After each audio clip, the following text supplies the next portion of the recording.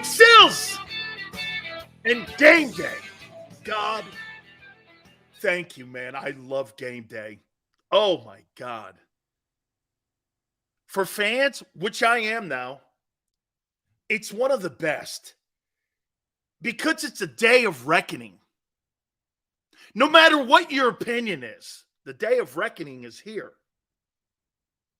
You know, all the shit talking, all the prognosticating, all the guesswork, all what you think. Day of reckoning, baby. Rent's due. Here we go. This is it. We will have a ton, even more to hit on tomorrow. Absolutely, man. God, there's so much to hit on as we go into tonight's Eagles and Buccaneer game. Hey, before we do that, I do want to acknowledge our winners for our Hooters gift certificates. Congratulations to Edgardo Clemente of Pennsylvania, Patrick Stewart. I thought that guy was on like Star Trek. Of Florida. Congratulations each and every single day, Tuesday through Friday. We give you an opportunity to win some gift certificates with our friends at Hooters. We'll be at King of Prussia Hooters this weekend too, by the way. We'll give you more details on that. So if you want to come on by, please do. We look forward to having you come on by. I can't wait to see many of you. And all you have to do, starting on tomorrow, we'll give you more details on that, on how you can win yourself an opportunity to get those gift certificates. Here it is right here. All you do is email your information to the email address there, dansilioshow@gmail.com. Tone will throw a code word out starting tomorrow, and we'll announce a winner on a football Monday. So stay tuned for that. You know, I usually start out with the Eagles as we get ready for tonight's game, but I'm going to start out with the Cowboys here. Yesterday was the prime example of a typical Cowboy game. They'll beat the Philadelphia Eagles and lose to a shitty team like that, the Arizona Cardinals. That's a typical Cowboy game. You get into a game against Philly, I mean, Dak's record speaks for itself. But that is an atypical game for the Dallas Cowboys. An atypical game. They play down to their competition constantly. You know, and for some people to go like this, well, you know, they had a bunch of guys. I don't care, man. Arizona had no right being in that game. And most importantly, Arizona had no right running the ball for over 200 yards on you. I mean, you were physically dominated. You were physically dominated in that game. And Micah Parsons, tell you what, that guy does not play the run.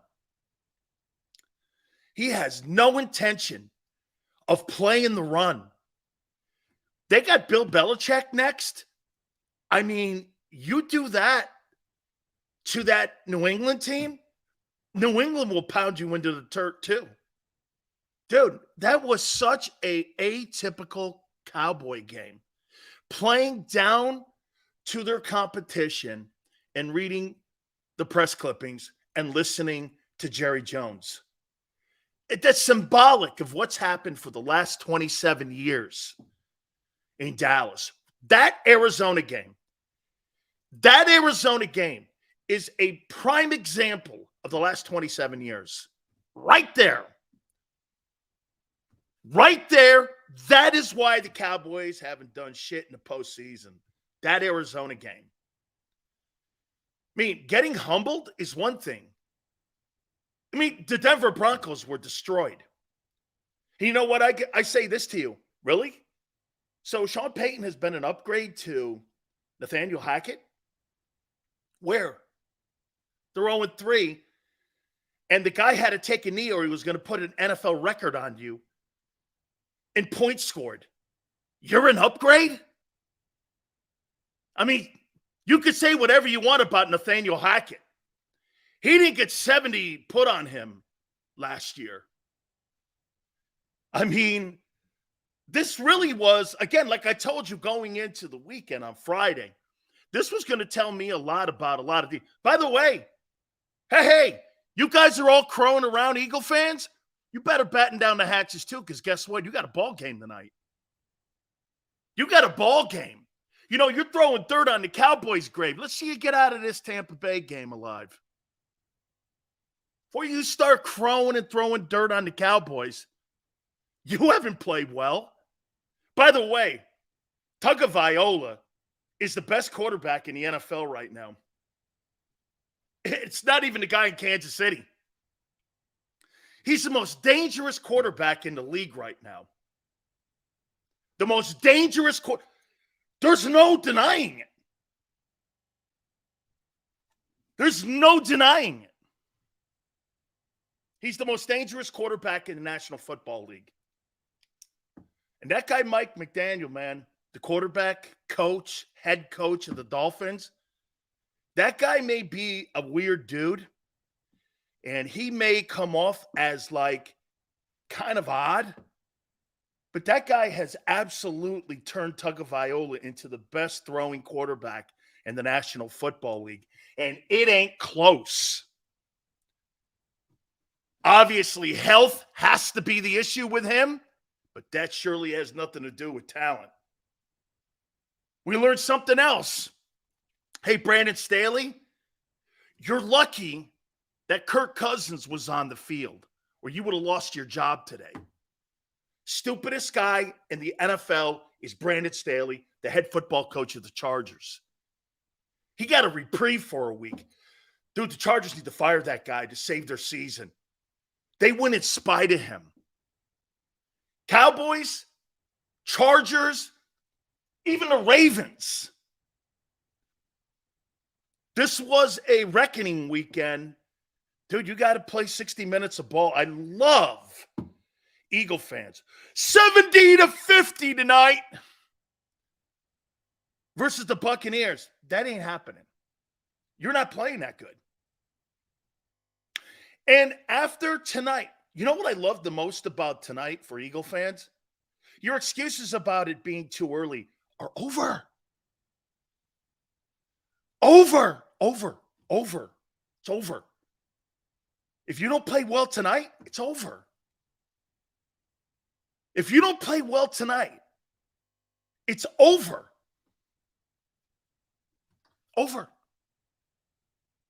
Don't have that excuse. Oh, it's early.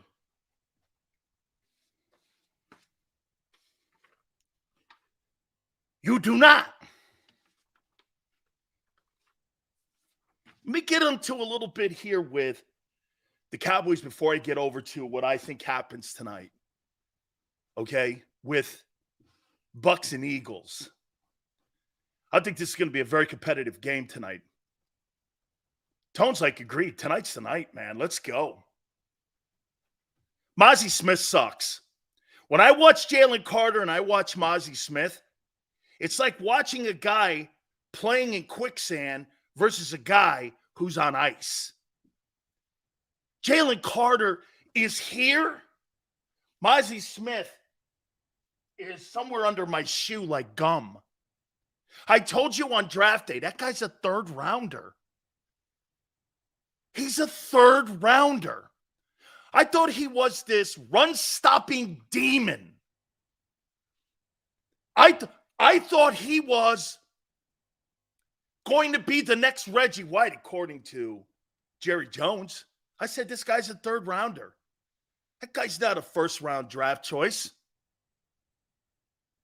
I mean, he played 15.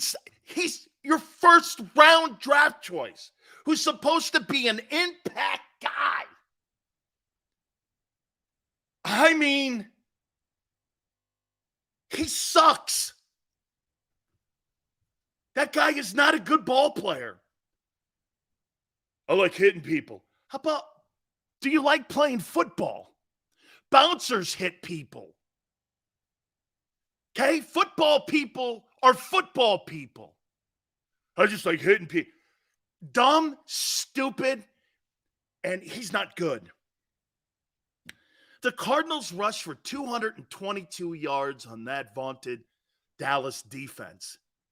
Hey, man, that kid Diggs is not part of the run defense.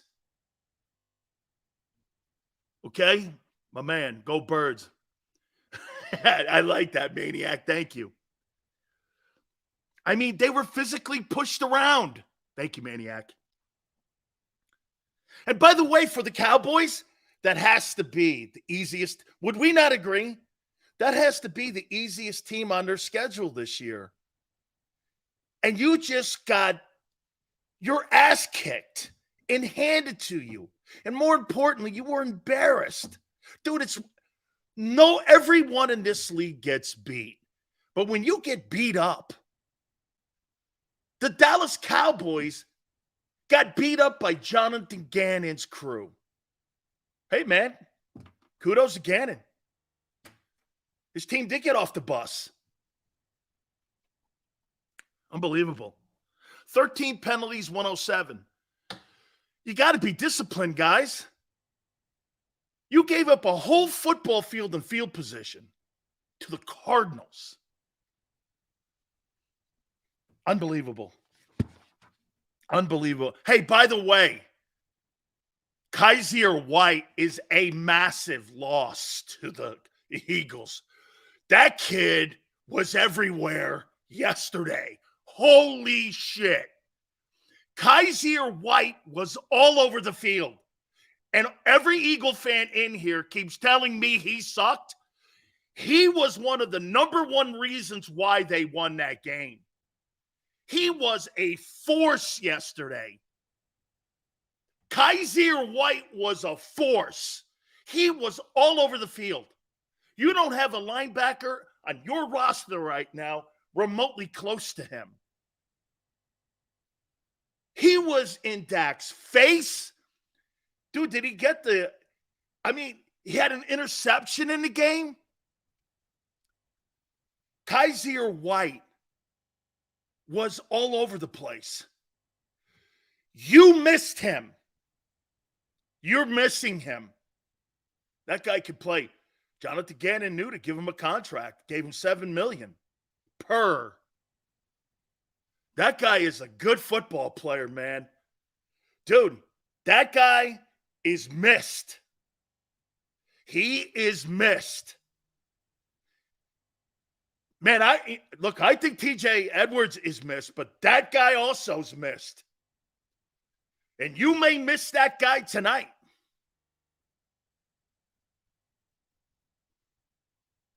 Joshua Dobbs. There's something about that kid. It reminds me of the backup guy. Crazy to the Cards weren't far from a 3-0 start. Maniac. Actually, how about this? Gannon and Steichen won yesterday. Thanks for the Hooters win. Now the Eagles got to win tonight. I will tell them Big Sills sent me when I go. Patrick S. Thank you, Wheels. Thank you. Means a lot to us. This kid Joshua Dobbs, he totally reminds me of Snoop in Baltimore. He's a good football player. Love you, Sales. The Cowboys are finesse defense. Devin. But I can't deny what you just said. They got freaking ran over. See, again, though, Devin, that is a atypical Cowboy game. They play against teams like that and lose. The Eagles don't lose to teams like that. They don't lose to shittier teams. The Bucs are good. Okay? They're 3 years removed from a Super Bowl. Hurts in the O-line will be ready. Hurts has heard all the chatter from the 2021 playoff game. Yeah, the coaches in Tampa, and I'll confirm it. They don't believe he can read a defense. Okay? They don't believe he can read a defense. That's them. Well, it's me too. Okay?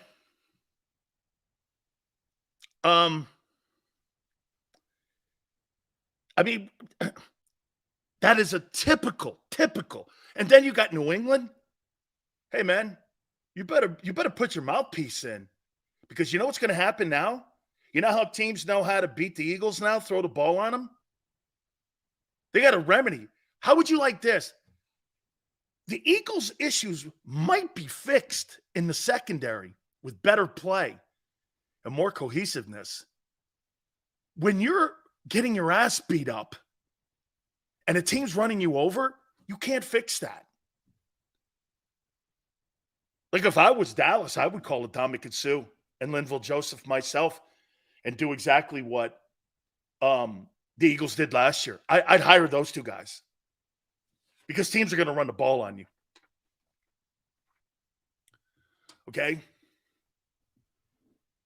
They're going to run the ball on your ass. Atypical Dallas Cowboy loss. And this is why when Troy Aikman said it a couple months ago when he said, when's the last time the Cowboys won a big game? That's a prime example. They'll beat the Philadelphia Eagles and then turn around and drop an egg like that. Eagles don't drop eggs like that. That's the difference in the teams. They'll split in the year, but they're not going to lose to shitty teams. Just not going to lose to shitty teams. Okay? All right. Raymond James tonight. Eagles, Bucs. Here's how I see this.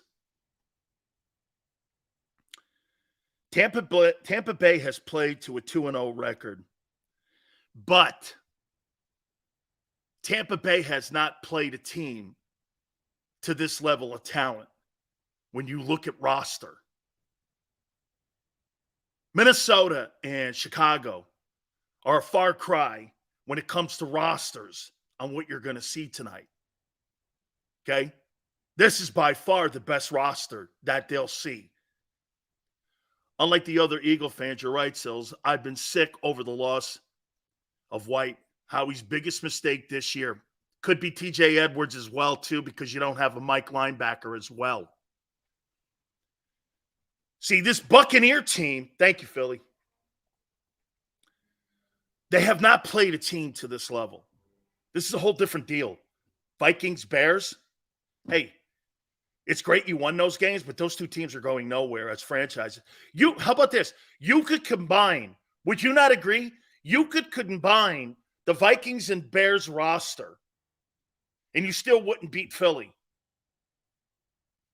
You could put the Bears and the Vikings rosters together, and you still wouldn't beat Philadelphia.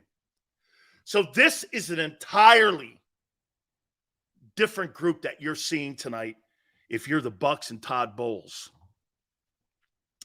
Mayfield is coming off a 315-yard game, passing efficiency against the hapless Bears. He was 132-1 as a quarterback rating. He did a fantastic job versus a shitty team. Okay. Congratulations, Baker. People are giving him backslaps for having a great game against a dog shit team. I suppose.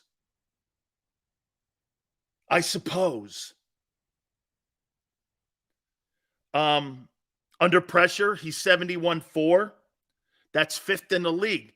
But again, when you look at these numbers, it's Bears and Vikings. Now, the Vikings did get home against Jalen. They did get home. And I have given them credit. Baker Mayfield is playing really good football. Yes, I am giving him credit. I like what I'm seeing here with Baker Mayfield. Yeah, this Baker Mayfield looks good. He's got Mike Evans. Okay? He's played well.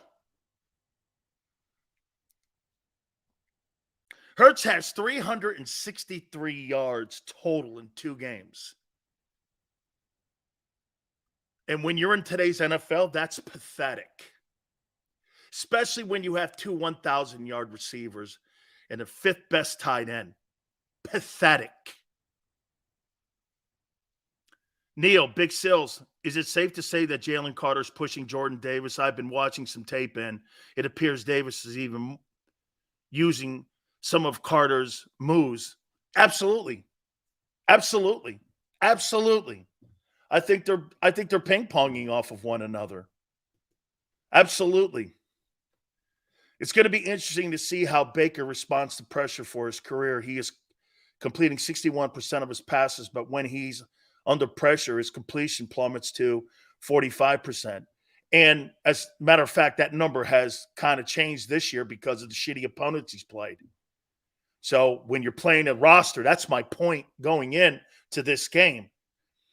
Last week under pressure, he's 5th in the league this year at 71.4. But traditionally, he is where Tone said he's down like in the 30s, high 30s. This year he's 71.4. That's 5th in the league under pressure. It's Vikings and Bears, though. I mean, let's not go crazy here, but he's playing well. Okay? Okay? I guess the surprise he's playing well because Baker hasn't played well.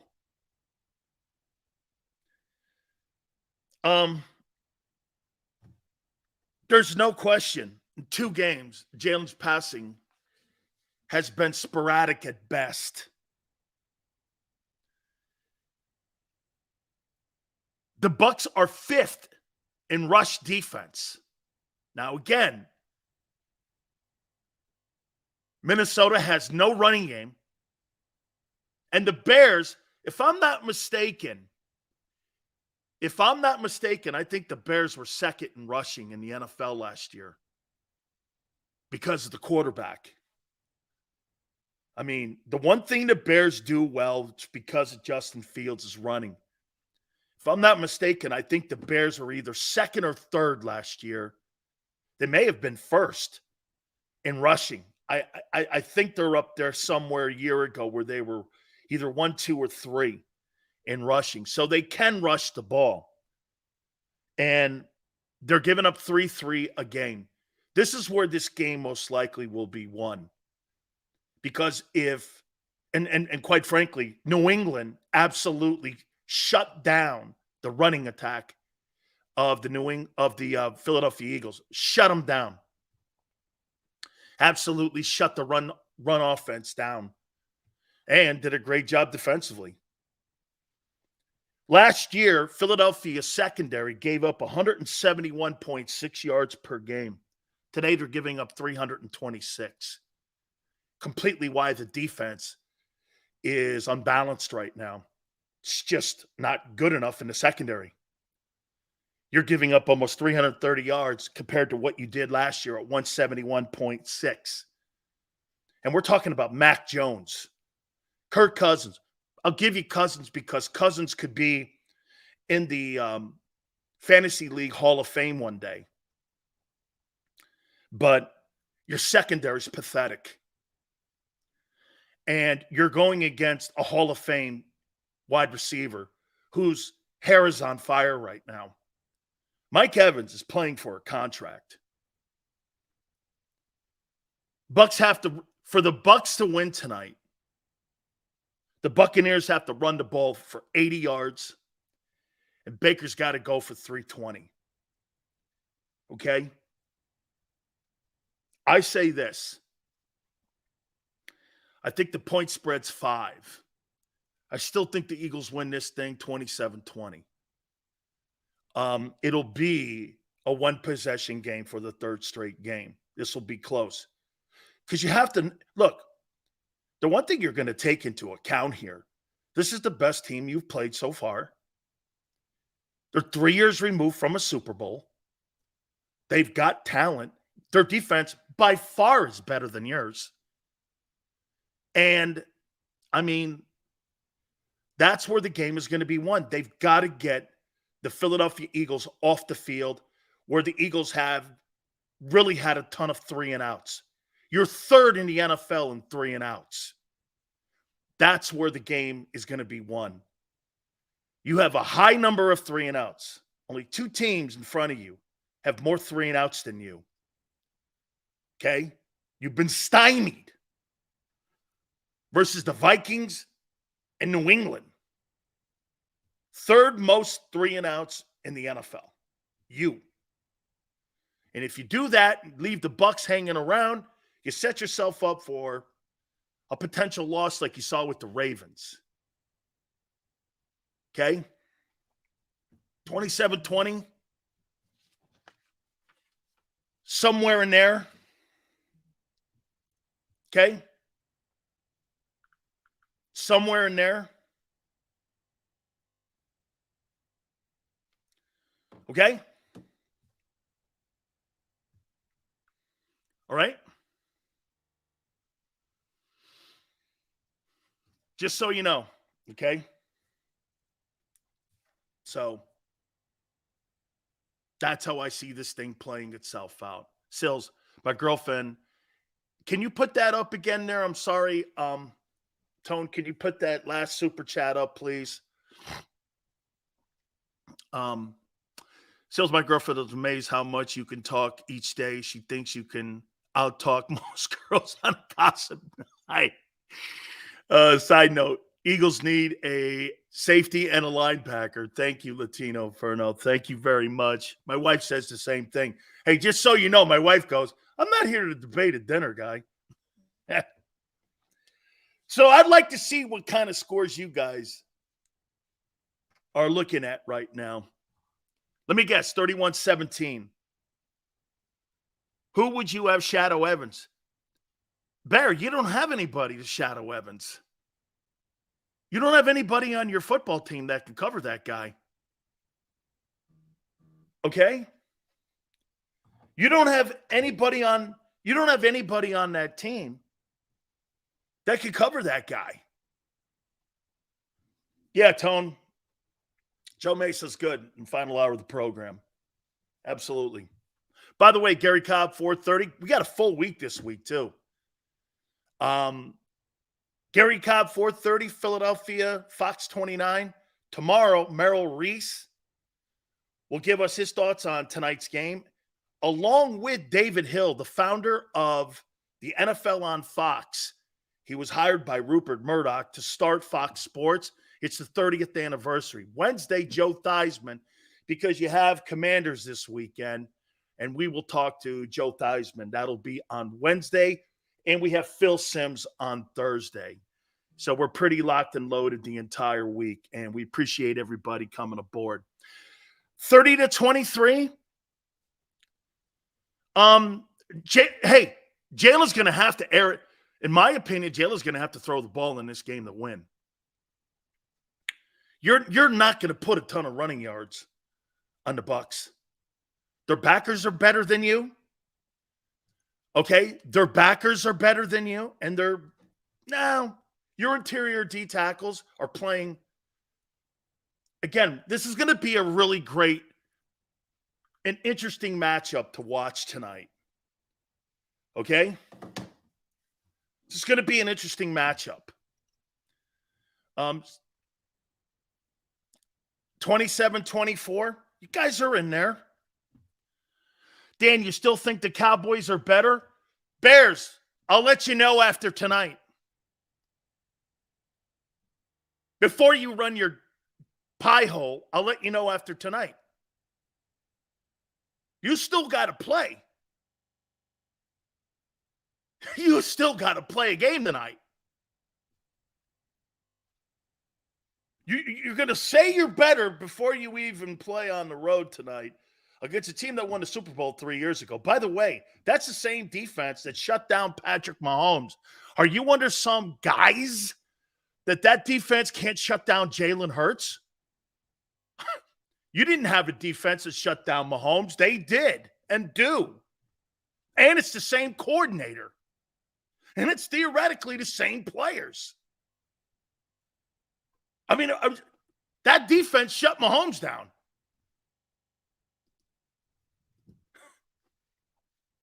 I got Eagles 28-17. I think offense turns the corner tonight. Against a Super Bowl champion defense. It's a great test. It's a great 42-17. There you go, baby. That's what I like out of you, 5-star. Keep it real, baby.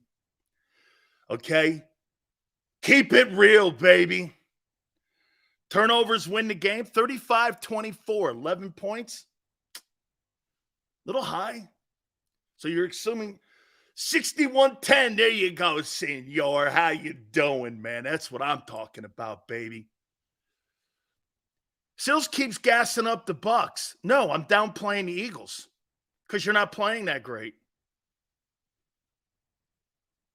You think giving up 326 yards and pass defense is good? Quarterbacks hit almost 8 sacks already. You think you're playing well? Okay. We'll agree to disagree.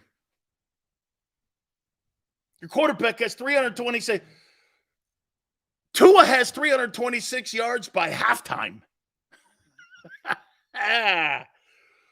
That guy's got 326 yards by halftime. Halftime.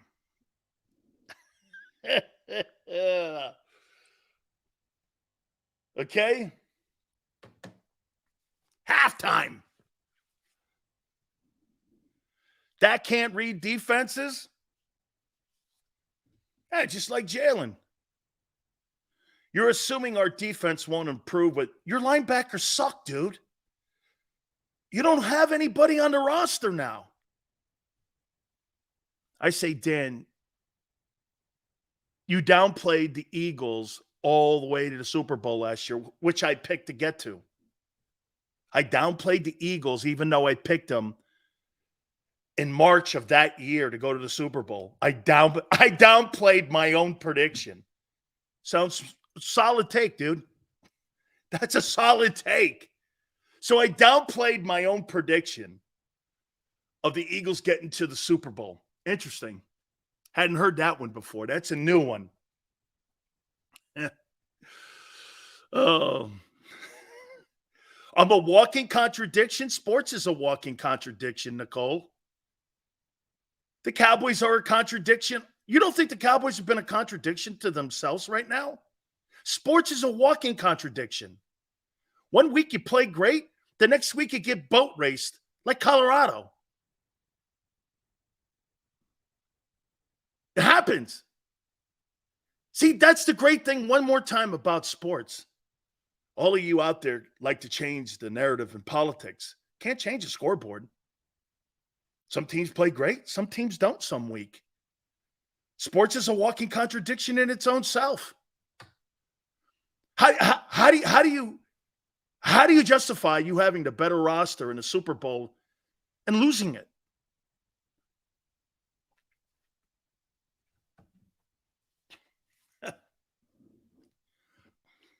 How? Here's a fun topic. Holy cow. This is crazy great. I couldn't wait for this. Where is that? Where is this? Oh, my God. This is the best.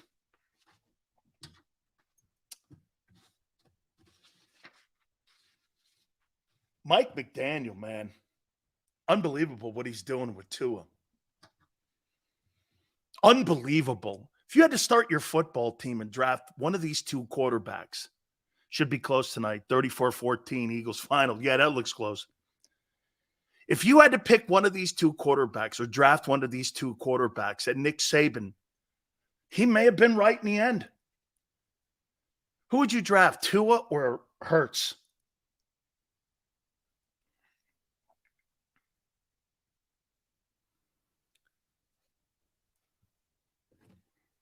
Who would you build your team? Who would you build your team? They hung 70 on Denver without Jalen Waddle. Without Jalen Waddle. Tua can read a defense. Yeah, that's evident. Dude, that guy played 2.5 quarters. He is, I tell you this, he has Mahomes in him. It is unbelievable what that coach is doing, man. Chris Greer and the coach were right. Flores was fired for the right reason. Flores was fired for the right reason. That guy almost beat Buffalo, the coach, with a backup quarterback. They should have won. Now, he's got in 3 games 1,024 passing yards. He has 121.9 quarterback rating. He's averaging 341 yards. Do you understand? He averages more yards per game than Jalen has all season long. Now, it's 2 games. This is 3 games. We'll see what he does tonight. Jalen might throw for 300 yards. Still be 300 behind him. 8 touchdowns, 2 picks. I mean, he's 101 attempts, 72 completions. It is unbelievable. This is some of the best quarterbacking from a guy who people were trying to cast off I've ever seen. Now, that's a contradiction. Big Seals knows be real. Okay? I don't know what that is, but thank you. I'm asking you. I mean, Hurts is averaging 181.5 yards, 93 QB passer rating. This guy's 121.9. Look at the teams he's beaten.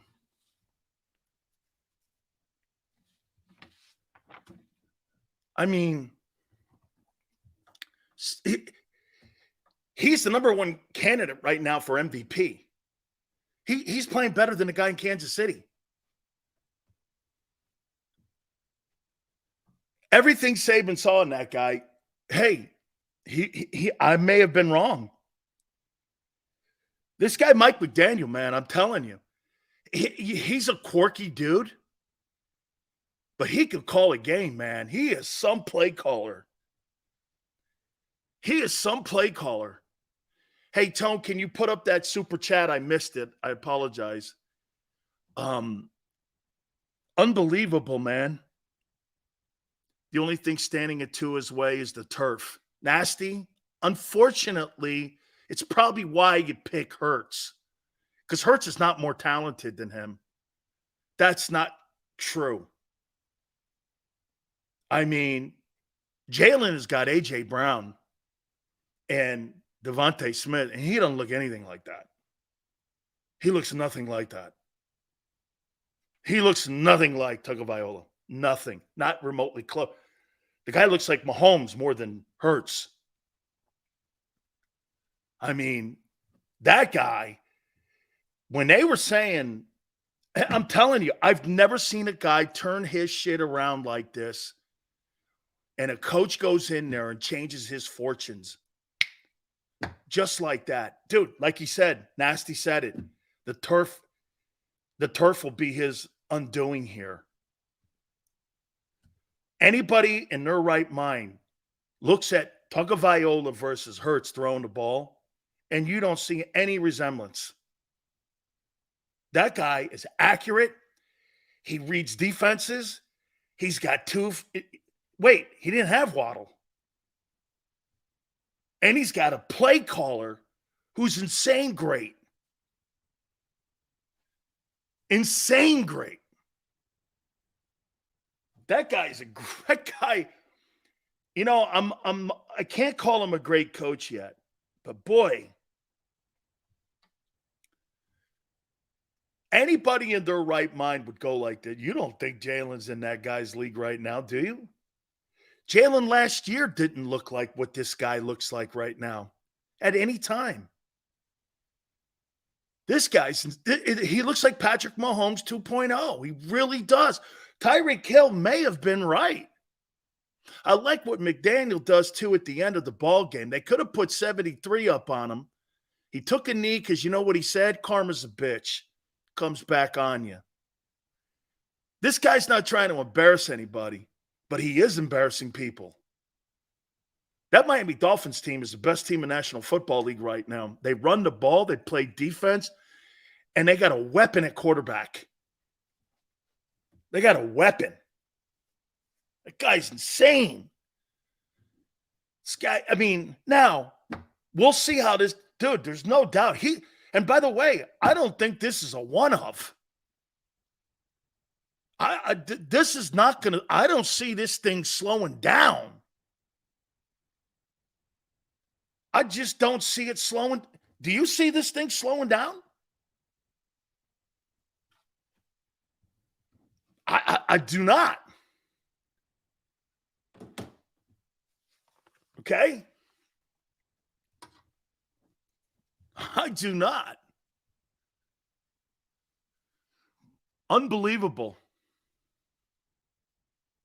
All Eagle says, Sills, you have to let the season play out. Yeah, well, again, do you actually think Tyreek Hill and dude, they did that without Jalen Waddle. They benched him by halftime because they could have put 80 on them. They could have put 80 points on Denver. You haven't seen a score like that since like the 40s. Well, I think like Washington or the Bears or somebody in a championship game, there was like 70-some points scored. Had a chance to break an NFL record. He's like, nah, we're not going to go there.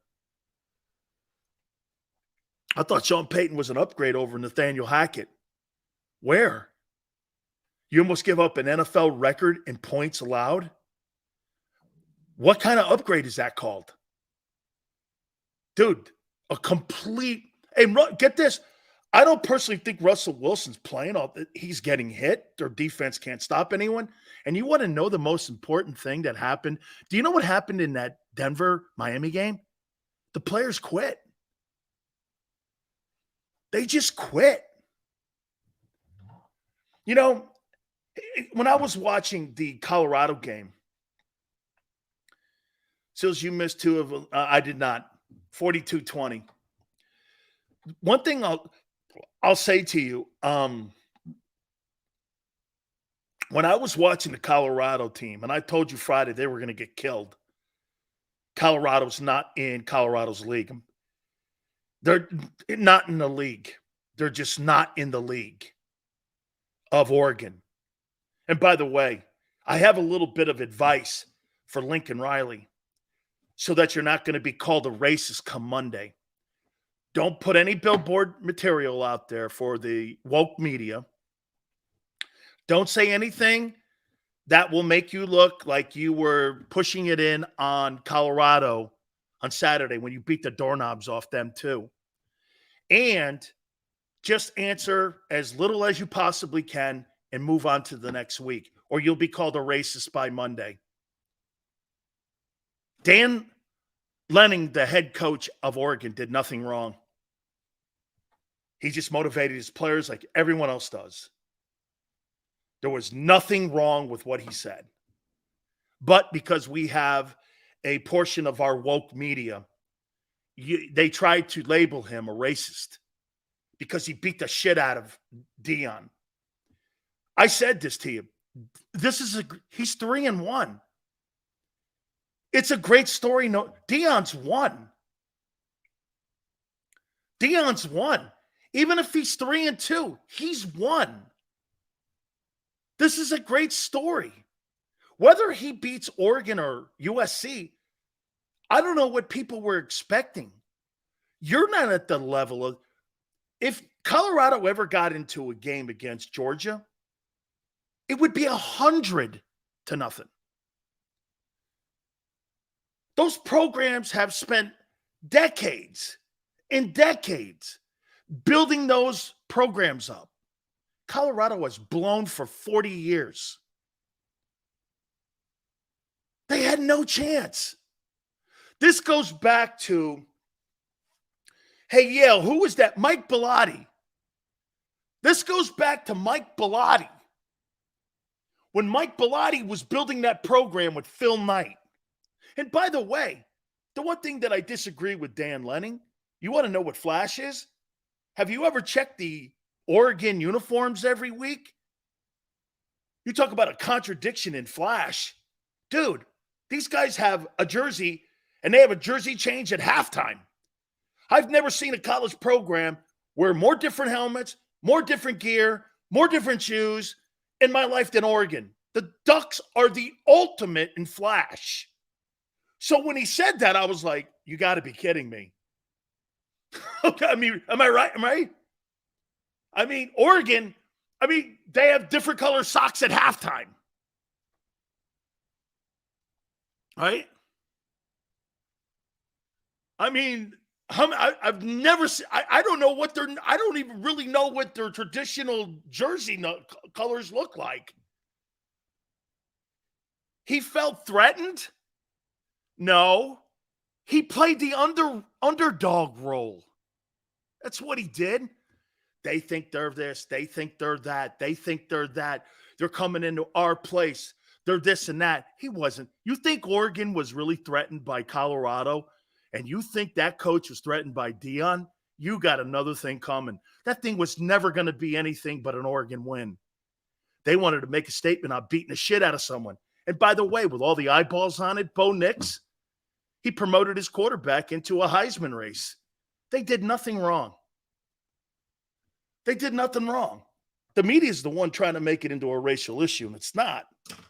By the way, Jason Whitlock going after Deion, there's no reason for this. Hey, on the USC, they're going to have massive ratings for that game this week. Okay? Massive ratings. I can't believe the people that are hating on Deion, though. Dude, but you know it. When you talk loud, people come after you. They come after you. When you talk loud and you have a target, people come after you. You can't hide and pull the shades down in your closet when shit doesn't go your way. Okay? You can't. Hey, one of the most embarrassing moments in my entire life. We played our ass off. We kicked the living shit out of Penn State defensively. We talked so much shit. We got off the airplane in fatigues. We carried guns on the airplane. We beat the piss out of that team, and they won the national title anyway. I had to get up there in front of the press conference, and I had to get off that plane in Miami.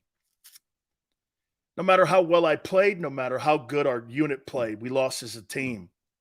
Can't hide, man. You got to answer questions. You think you guys should have – I said this, you think you guys should have talked as much shit as you did to Joe Paterno and them guys? I said, I have no problem with what we did, and I'll do it again. And we turned around and won the national title next year. Being the same people. I'm not changing. You got to carry yourself in a certain way. People like to do this, man. Well, do you ever feel – No, I do not. No, I do not. And I'm not changing. But you got to face the music. Okay? You got to face the music when it's good and bad. Okay? Niner goes, Penn State got you, though. Yeah, I know. You know what's really great about that, Niner? We were called the criminals, and yet you had Sandusky on your sideline. Congratulations to you. Who was actually the ones? Most of my teammates are now in media, and you see them on TV every weekend doing good things also, being part of the mainstream media. And Jerry Sandusky's in prison for assaulting children, and he was the D coordinator on that sidelines. You guys are calling us animals. You'd like to revise your history a little bit? Who was the good versus evil?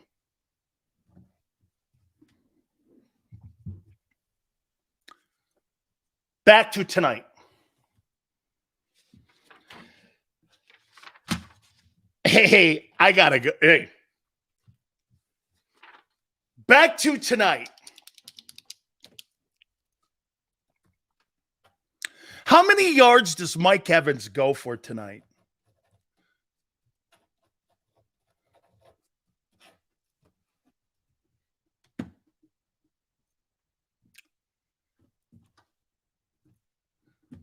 How many yards? James says 120. Mike Evans is playing out of his mind right now. 60, 50, and your defense is giving up 3. And by the way, just to put in context, the Eagle defense is giving up 330 yards a game versus Mac Jones and Kirk Cousins. Giving up 330. And Mike Evans is in town at Raymond James tonight. How many yards did Jefferson go for? He went for what? 159? So I think between 159 and 200, you don't have a guy that could cover him. I think between 150, I'm going to go between 159 and 200 for Mike Evans tonight. Wow. Oh, man. Holy shit. Mike Evans going to have a ball game tonight, boys. There ain't no question about it. My guy Big Sills is yesterday on coaching, or Jerry Jones on why Dak and the Cowboys caught up. Hey, dude. Atypical Cowboy game. Shit the bed versus a lesser opponent. I told you that's the difference between the Eagles and the Cowboys right there. The Cowboys will beat you and lose to the Cardinals. That's exactly what I've been telling you. Okay? It's exactly what I've been telling you. That's who they are. They'll beat Philly. They always do. Okay? They always do.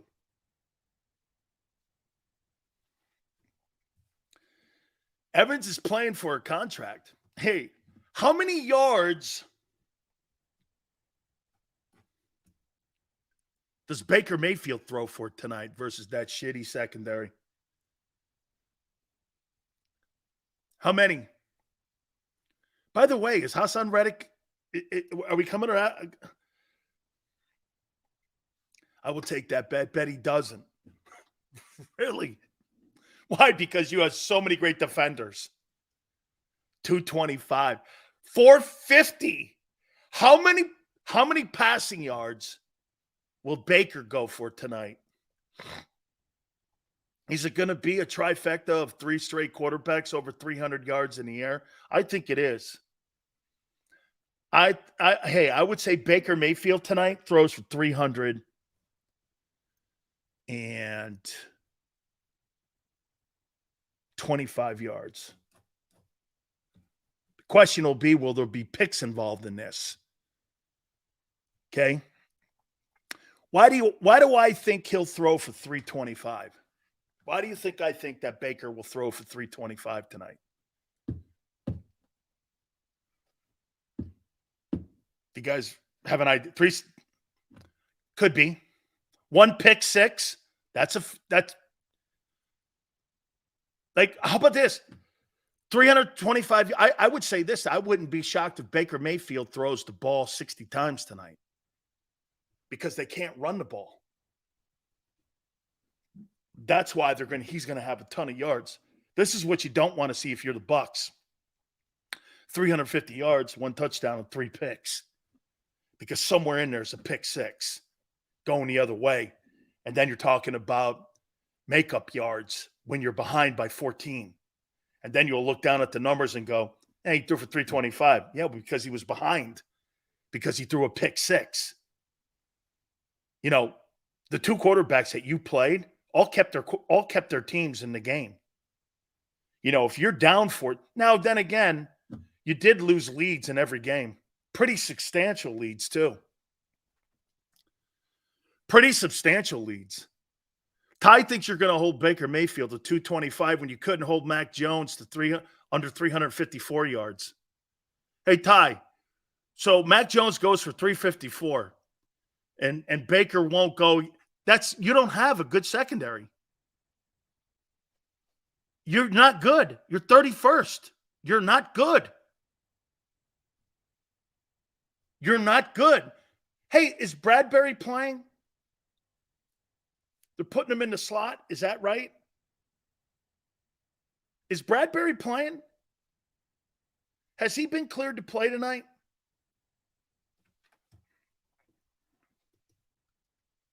Bradbury's playing. He's playing in the slot, right, Tone? Have they moved him over to slot?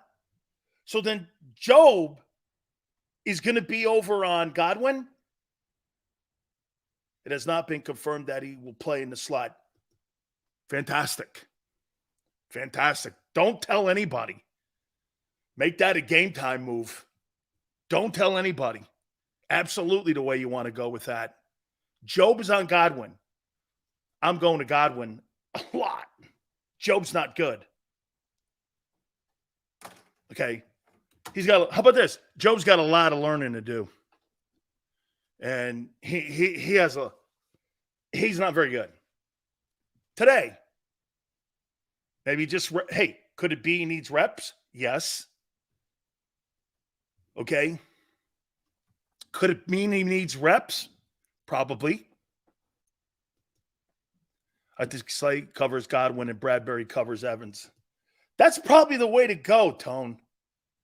I feel comfortable. I feel way better with that. Bradbury on. But Evans is 6'5". He is a physical mismatch like AJ is and DK Metcalf. Those guys are physical mismatches. Bradbury is not that physical of a ball player on a guy like that who's 238 pounds. He's 6'5", 238. That guy's built like a tight end. What's for dinner during the game at the Sileo house? Hey, whatever she's cooking. Maniac. Whatever she's cooking. I don't know. Whatever she's cooking. Like The Rock says. Okay? Whatever she's cooking. Tampa doesn't have tight ends. True. Hey, and by the way, can I get a favor out of Brian Johnson tonight? Dude, can I see a screen pass? Can you get a screen pass out? Can we start throwing some intermediate passing to help out your down passing game and your seam and your slot passing game? Can we get a little bit of screens? Why don't they? Well, it's probably because Jalen can't throw them. Because of the stuff. It's not because wait a minute, I'll take that back. It's not because he can't throw them. RPO really doesn't allow you in a screen game. RPO doesn't have screens. You either run it, throw it, or keep it. There's really not a screen game in there. Now, I'll tell you what I would like to do to Swift. I'd put Swift in that slot.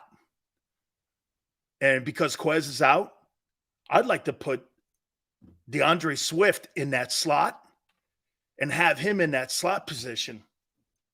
Because I think he could be better suited to be in that slot position, DeAndre Swift. Okay?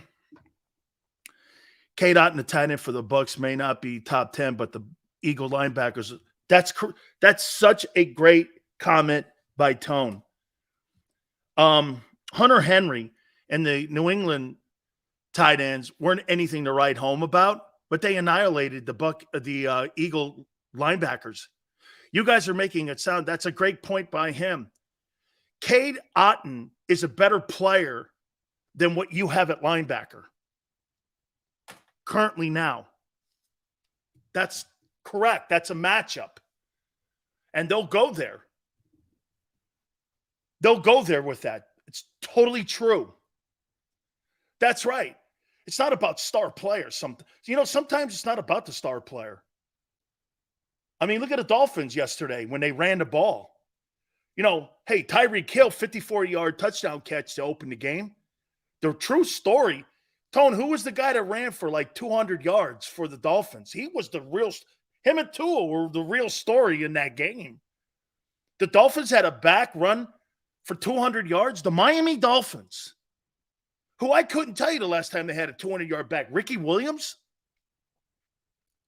Right? I mean, that's not something you see in South Florida, is a 200-yard rushing back.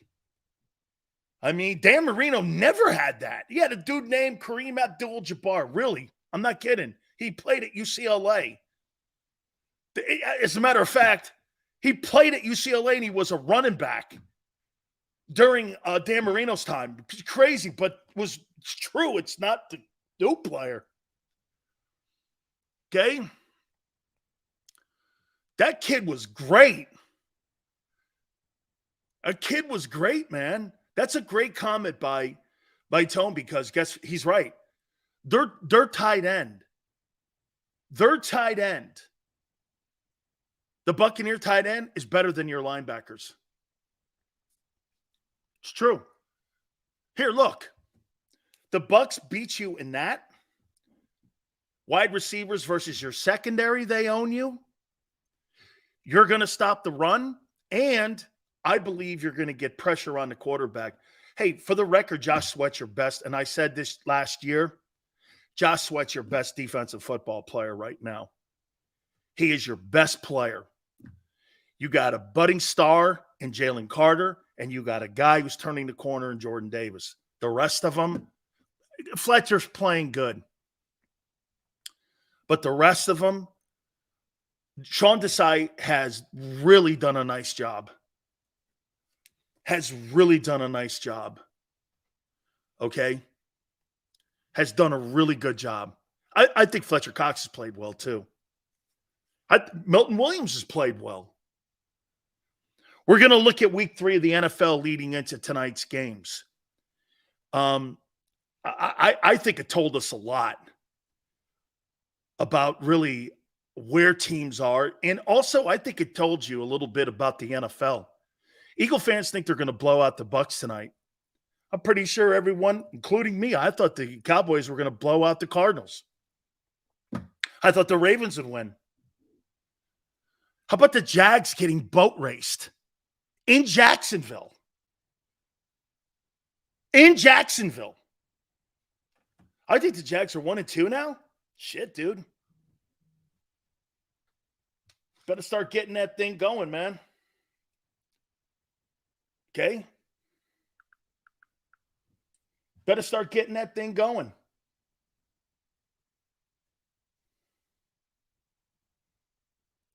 You better. Hey, by the way, we're looking forward to being at the King of Prussia Hooters this weekend. Can't wait to see some of you out there. It's the 40th anniversary. And tonight, the places are going to be packed in the Northeast area for the Northeast Hooters. Do me a favor, all 7 locations, go to northeasthooters.com to find the location nearest to you. And for you to experience what we've been talking about now for 40 years. I've had a relationship with Hooters that long, 40 years. Now, look, if you don't want to go into any one of the locations, log online to hootersago.com. The iconic Hooter girls will take care of you, bring the food out to your car. You take it back to your house. You can watch Eagles and Bucs tonight, and also the second game tonight for you to enjoy yourself with the great food that I've been talking about for 40 years. Tuesdays, if you do go into the places, you buy 10 wings, get 10 boneless. How about this? Wing Wednesdays, a 40-year tradition, 1983, all you can eat. Saturdays, kids eat for free. Folks, I'm telling you, 6 items, $6. You can't beat it with the 40th anniversary of Hooters. Go to northeasthooters.com. That's northeasthooters.com to find one of the 7 locations nearest you. And when you do, do me a favor. You tell them Big Sil sent you.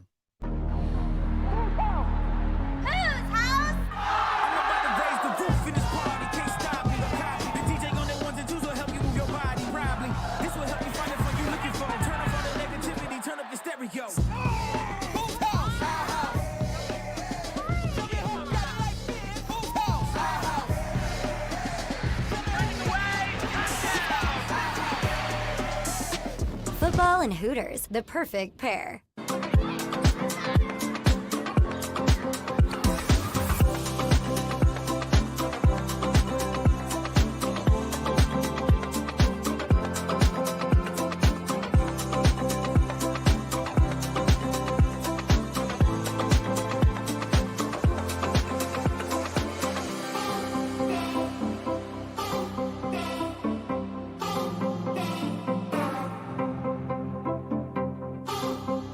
If you own a company and you're not producing a podcast, you're missing out. The public consumes messaging when they're ready. Join the professional podcast network of companies and let JAKIB Media Partners put you in the podcast arena. Come to our professional studio or we'll come to your place of business and professionally produce your company podcast. Call JAKIB Media right now at 267-261-3428. 267-261-3428.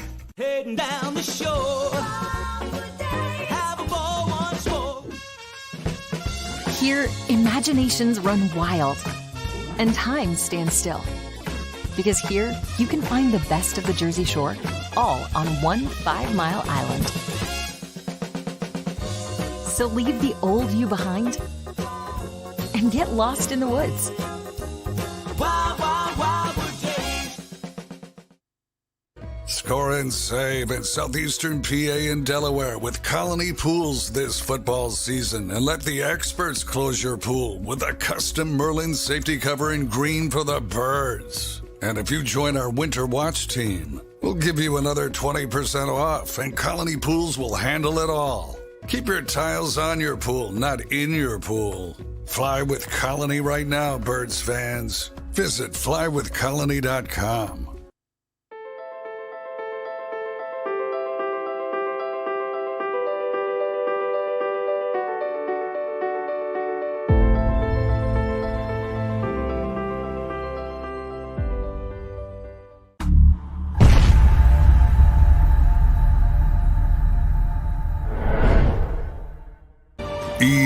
EAGLES, Eagles.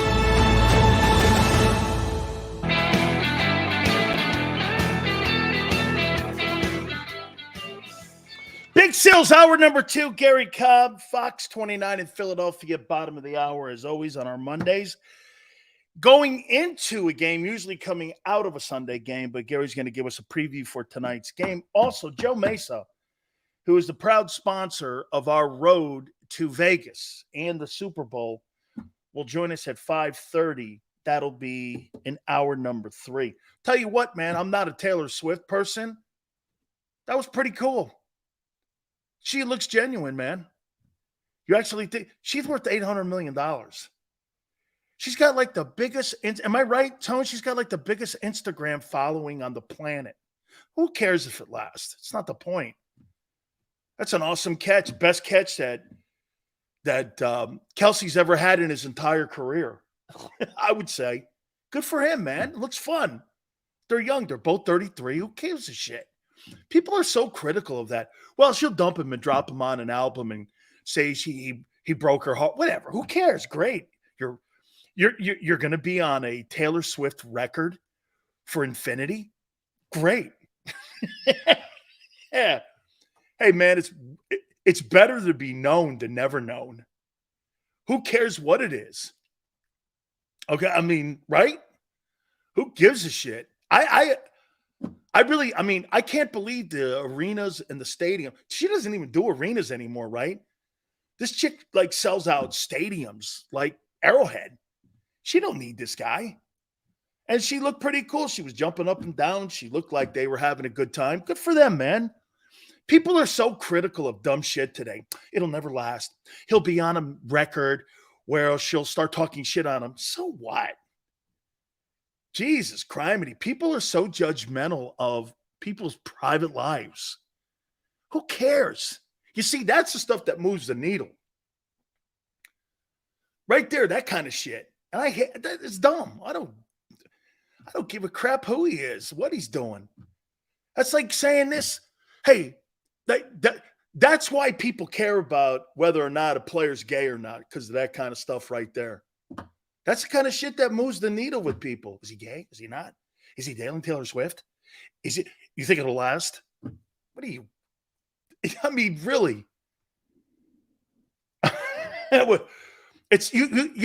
Our media sometimes sounds like The View. The sports media people, they sound like The View. You think it'll last? You know, I thought she was an Eagle person. Okay, yeah, I guess. I don't know. Yeah. Right? I don't know. Who cares? End of the day, man, I could give a shit. Right, man? Hey, man, see them walking out of the locker room together. But one thing I would say this to Travis Kelsey, dude, you took her out in an Impala. Now, look, I'm all for a nice 1964 Impala, okay, with up and downs on them and power shocks. I'm good with that, but Hey, man, you're taking Taylor Swift out in an Ice Cube Impala? I don't know, man. I don't know if that's going to work. You know what I'm saying? Told my old lady would go, hey, this is a 1968 Impala, right, man? How you doing? Yeah. Little up and down, the doggy in the window. We're ready to rock. It's all good, you know? So I don't know. I don't know if Taylor Swift understands what, why are we out in an Impala? I don't want to go too.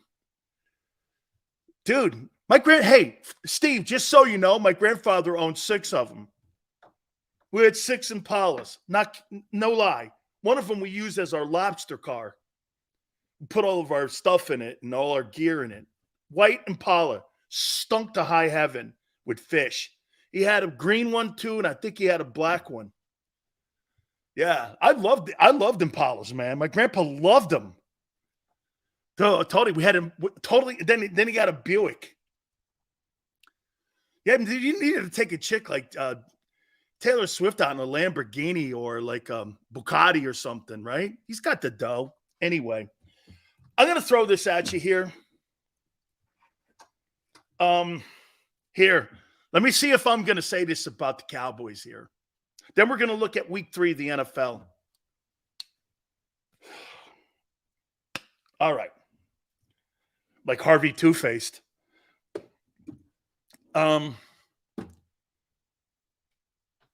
Is there a chance the Dallas Cowboys can move on from Dak after this year?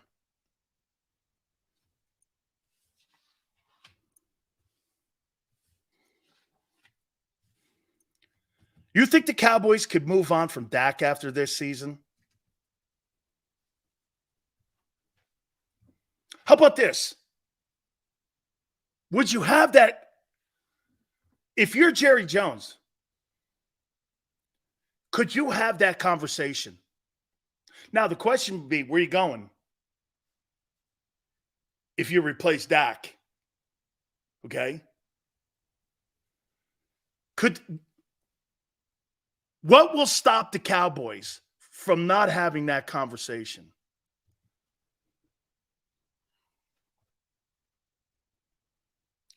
Dude, that interception in the end zone was horrible. There's no getting around it. That was a horrible throw.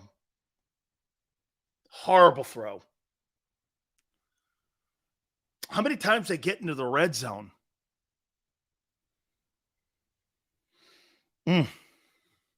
Look, I think if he gets to the NFC title game, that conversation will not happen. Okay? But if they have up and down games like they had this past week, dude, can you guys remember a Cowboy loss more? Weren't they 12.5 point? What was that? Weren't they 12.5 point favorites for that game? Weren't they it was like 12.5, right? They're almost 13. 13-point favorites. Some houses, right? Dirty, like 13 points. And they got beat 28. What was it? 28-16. Shit. I can't think of a more disappointing loss in the Cowboys in the last 6 years. Shit.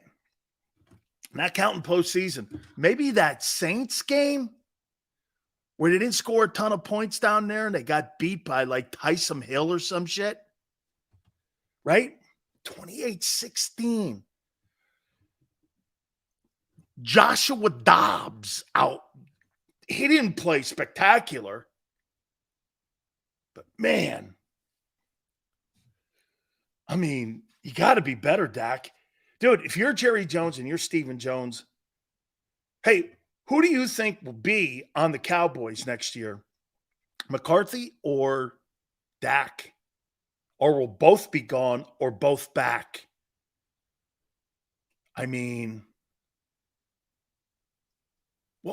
McCarthy was so good in the first 2 games. Plays were coming in and out. Dude, it's like they read press clippings, got ahead of themselves. It was almost like a lack of leadership. Like, I'll tell you what, one thing about the Eagles play right now, they're not playing good ball. But you know what they do? They know that. And they're still 2-0. They could never, the Cowboys could never come out of what the Eagles are going through right now. Because there'd be finger pointing. There's no finger pointing at Novacare. Well, you put up with AJ. And there was a little bit of rumbling there with Goddard, but not devastating. Not devastating. You know what I mean? I think the Eagles are better. I think the Eagles are better set up for adversity than Dallas is. Hey, by the way, Michael Parsons, dude, I told you they were going to run at you. And they did. And you looked pathetic. Dan, the game management was horrible, especially at the end, being down 2 scores, burned 2 minutes off the clock in the red zone. McCarthy needs to go. The red zone call sucked. It was definitely, that was clearly C-loss a factor. But you know what, though? C-loss, one thing I'll say, though, dude, you gave up 222 yards to the Cardinals. Who's their running back? Deion going to be the head coach of the Cowboys the next 5 years. Maybe. Maybe. Hey, one thing before I do move on to week number 3. Okay. I want to make sure I'm clear on something. Everybody is trying to beat Deion. They are trying to beat him. But they've always done that. As you can tell, I love loud people. I have no problem with Deion Sanders whatsoever. I love what he's doing. I love that he's made. By the way, Dan Lenning, you won't know his name by Wednesday. You won't know his name by Wednesday. Shit, you probably don't even know who I'm talking about right now. You won't know his name by Wednesday. It's okay. This is about Deion doing things against the grain. That's why, for me, whether they got killed on Saturday by Oregon or not, it was really irrelevant. It would add to the story if they had upset him. But he's already made his mark.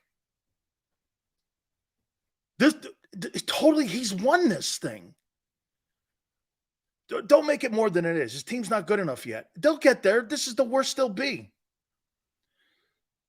Dak's response confirms they don't listen to the media. They do listen to the media. I know, Brandon. Okay? They listen to the media because that's what the Cowboys are. The Cowboys are a Hollywood team. And that's why they're fickle. That's why they lose to the Cardinals. Hey, by the way, the greatest thing in the planet for the NFL is the Cowboys getting upset by the Cardinals. I guarantee you that'll be the highest rated game. Hey, Tone, everyone, you guys want to bet that that'll be the highest rated television game from this past weekend? Will be the Cowboys and the Cardinal game. You want to bet? See, the Cowboys win even when they lose. That'll be the highest rated game. Because that's all people are talking about, the Cowboys laying an egg. That's all you guys have been talking about for an hour and a half. You should practice what you're preaching here.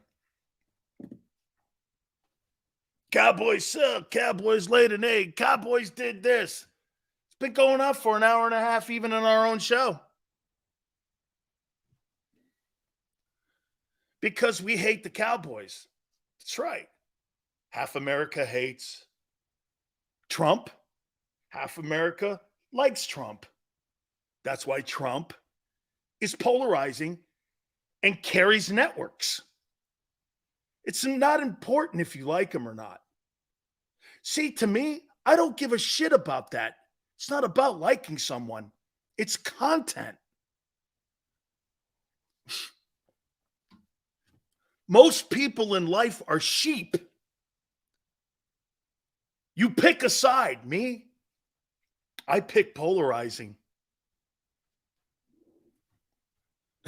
This guy, whatever, Nev goes, big Trump show. I don't give a shit about him. I don't give a shit about crazy Joe Biden calling LL Cool J a boy. Okay? He's a dope. The other guy's a dope. They're the dumbest people on the planet. We buy into it. I guess it's because for some reason we got to elect two old guys. Worst political system sometimes on the planet is our own. Look at the candidates we're choosing from. Seriously, two dudes that'll be in diapers in 2 years. They always pick the Cowboys to go to the Super Bowl every single year. Hey, Tone, can you put that super chat up? Please, for me. Thank you. They always pick the Cowboys to go to the Super Bowl every single year. This is the curse of Jimmy Johnson. The Cowgirls will never go again. Hey, C-Loss, can I tell you what I told Jimmy? Do you know when the Cowboys will go back to the Super Bowl? When they put him in the Ring of Honor. When they put Jimmy in the Ring of Honor, that's when they're going back. But see, Jerry's conflicted. Do I want to win a Super Bowl or do I recognize? You see here, there's two things you got to remember in people's reactions to things. Okay, let me ask you this. If the New York Jets bring in a quarterback, does that end the Zach Wilson experiment like the Trey Lance experiment was ended in San Francisco?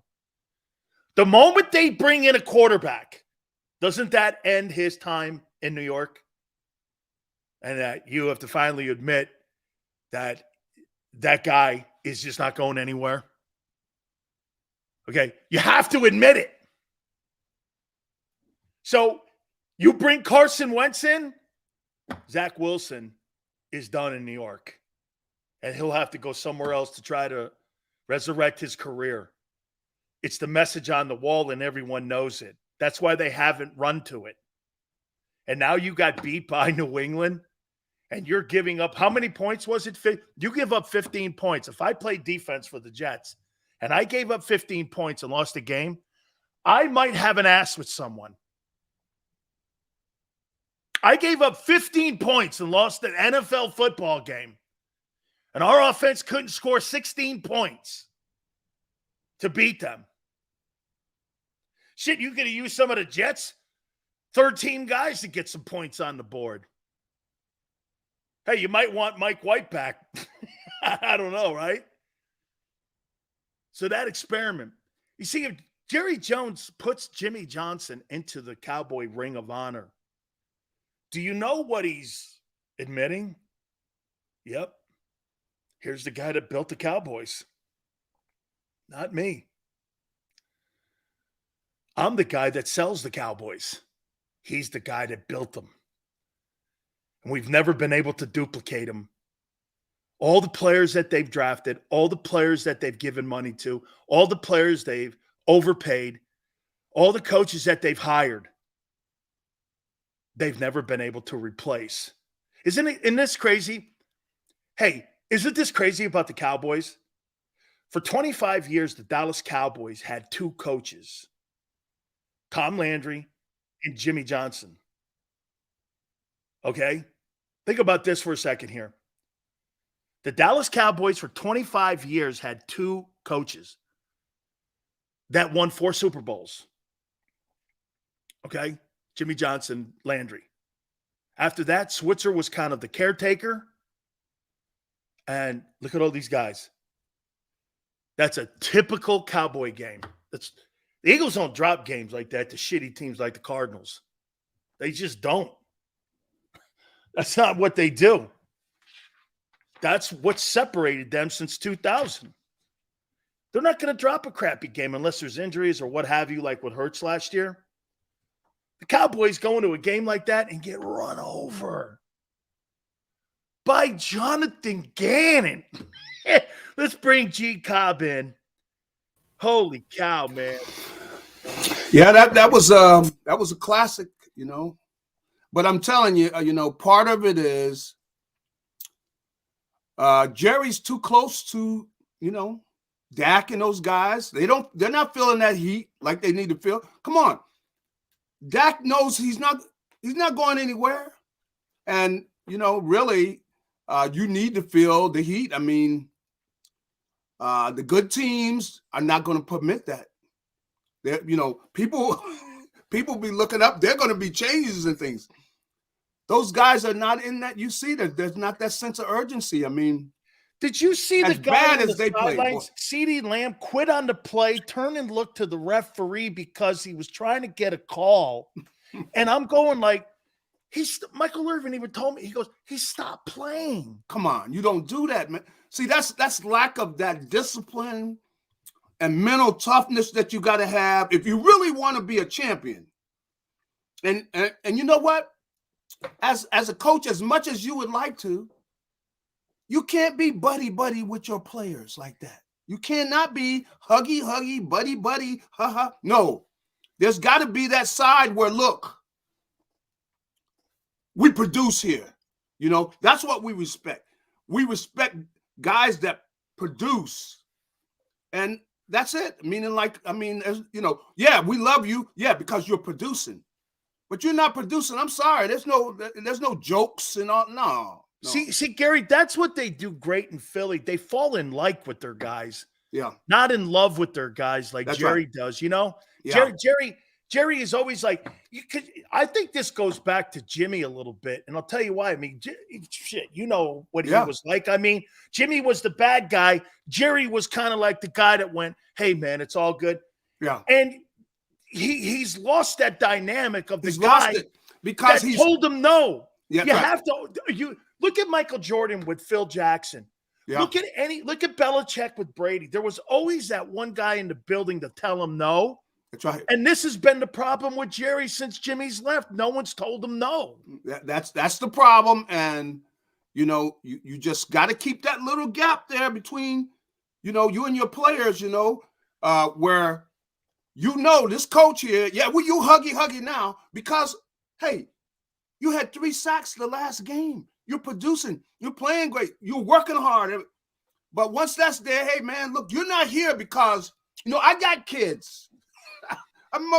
You're not here because it was huggy. No. And see, Jerry, he loves the game so much. You know, he loves football. So he loves the players. So he's like a fan around the players. Hey, you know, you know, you don't see like Jeffrey Lurie. He doesn't get in between the players and his coach. He doesn't do that. He just doesn't. He allows his GM to be a GM. That's right. Coach to be a coach. That's right. Players to be. There's really a sense of a chain of command, more so with Philly than in Dallas. Let's get to tonight's game. Mm-hmm.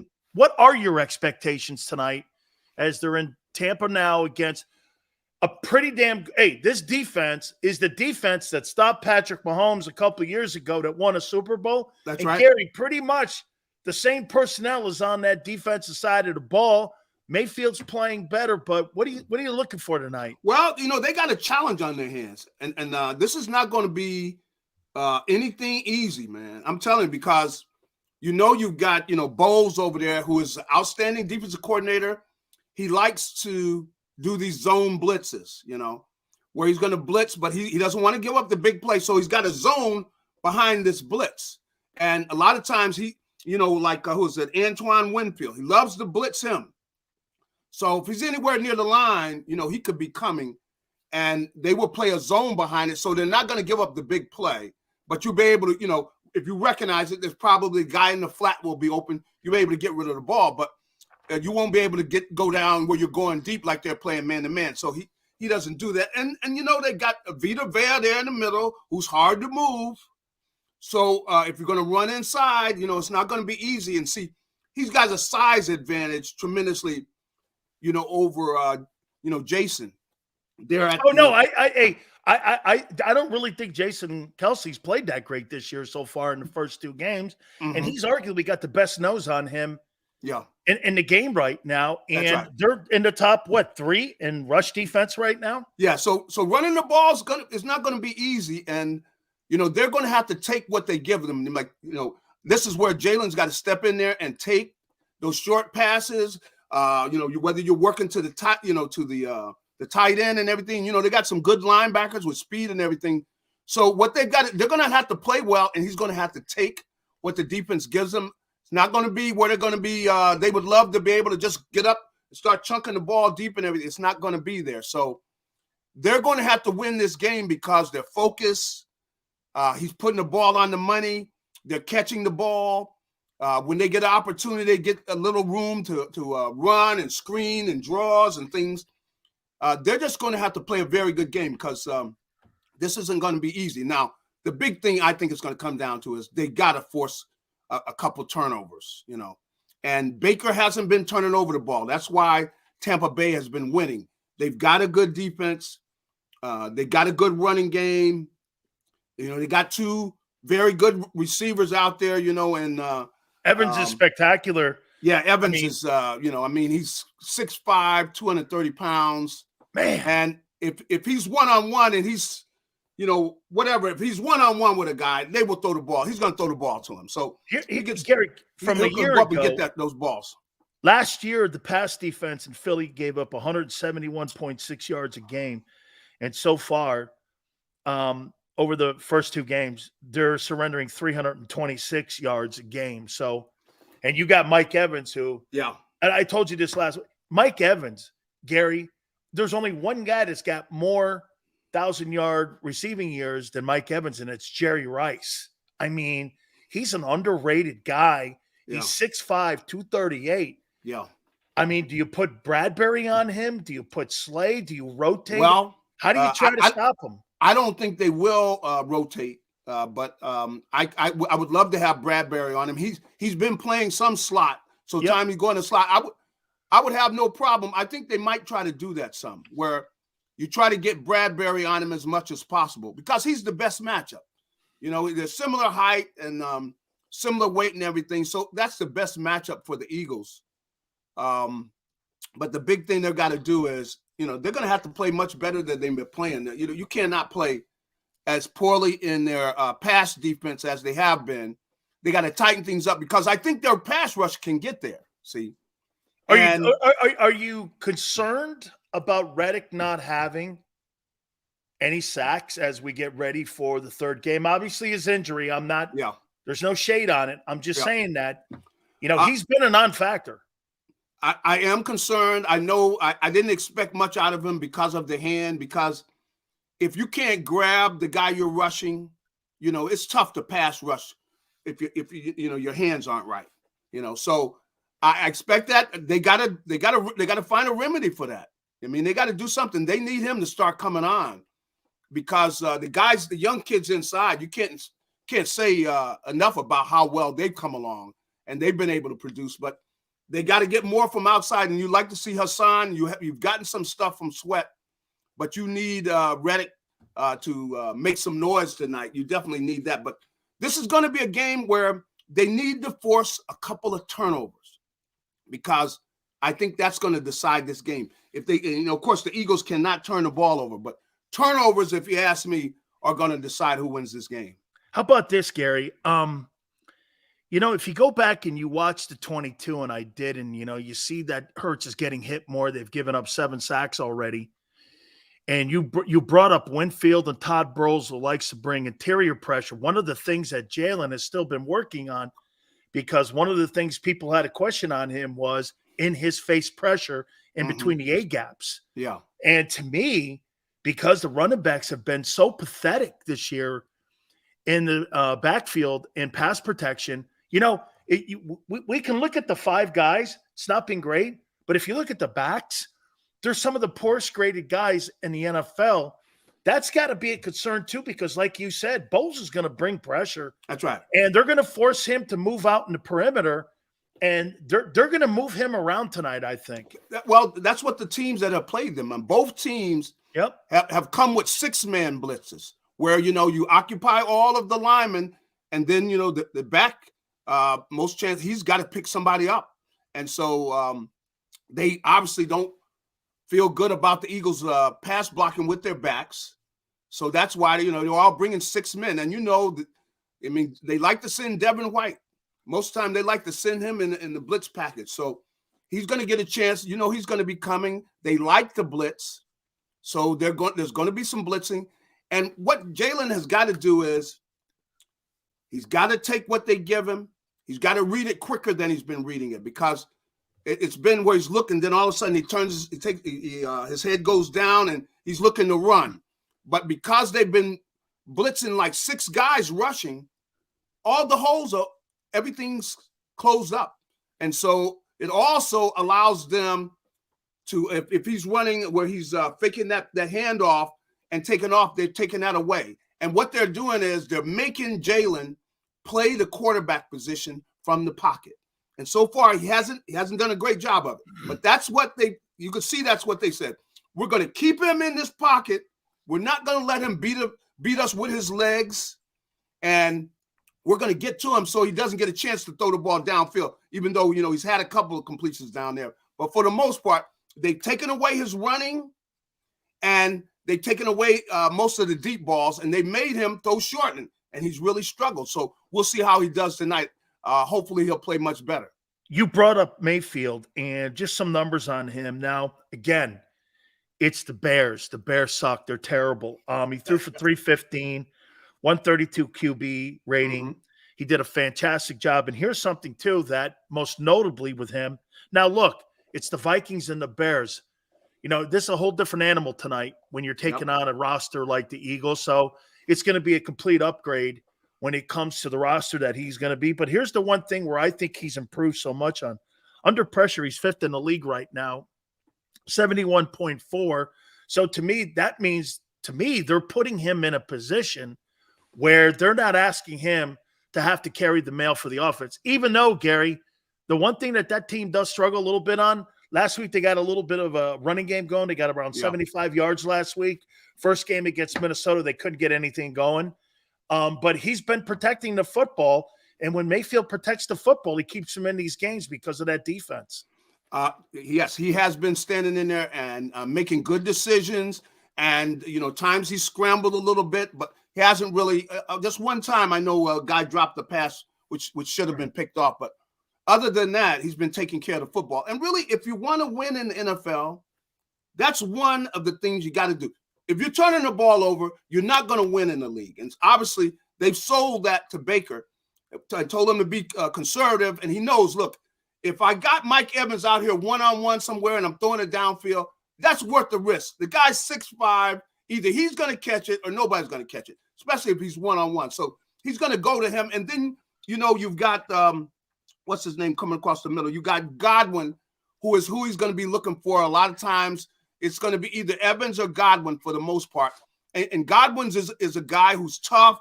He's going to catch that ball inside. He will catch the ball and take a lick. So he's going to be looking for him. And these guys get open. They were on the Super Bowl team. They were a key part of that. And so I'm sure they probably have sold him on certain things that they did with Brady.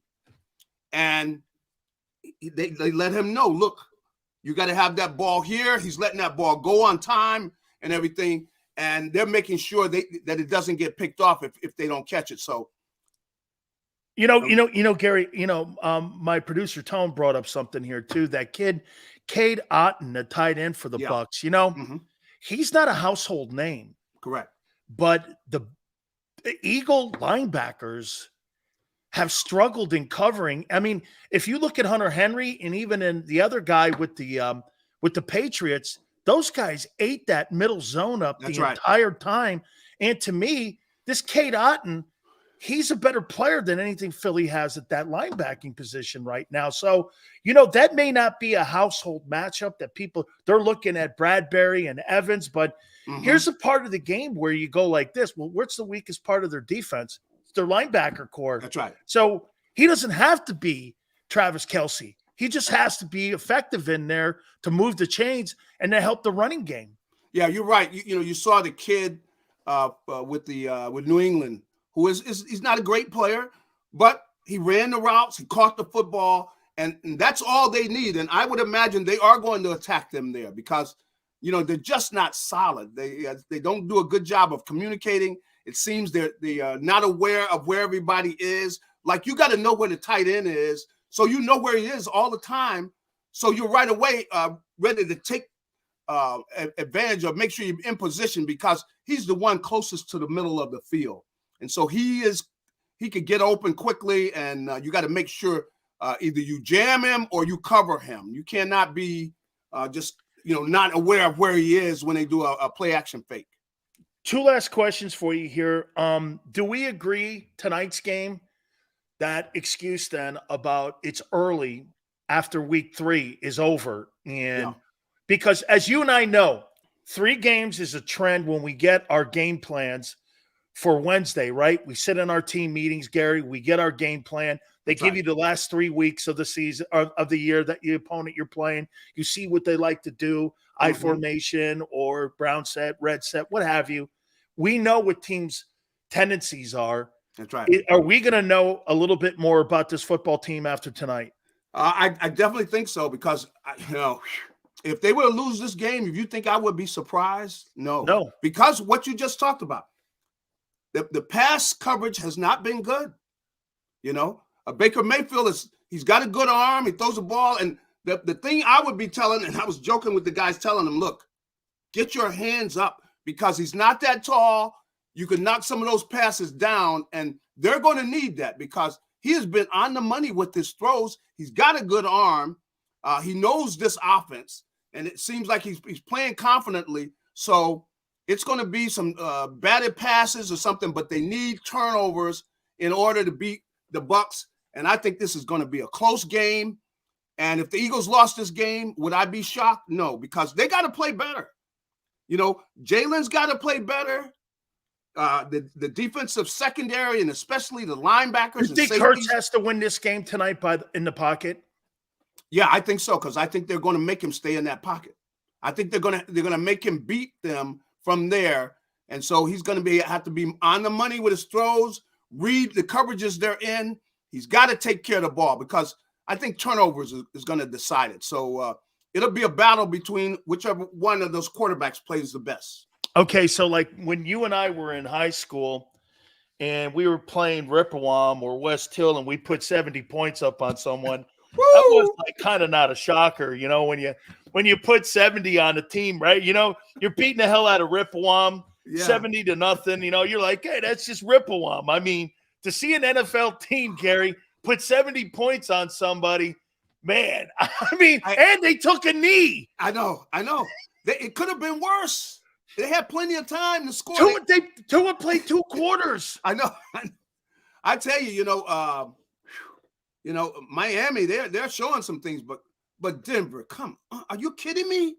I thought it was supposed to be an upgrade, Gary, with Sean Payton over Nathaniel Hackett. Those guys quit. Horrible, man. And Sean Payton to come out there, the one guy's asking him, he's attacking the reporters. Look, the reporter should have said, hey, I wasn't out there playing defense.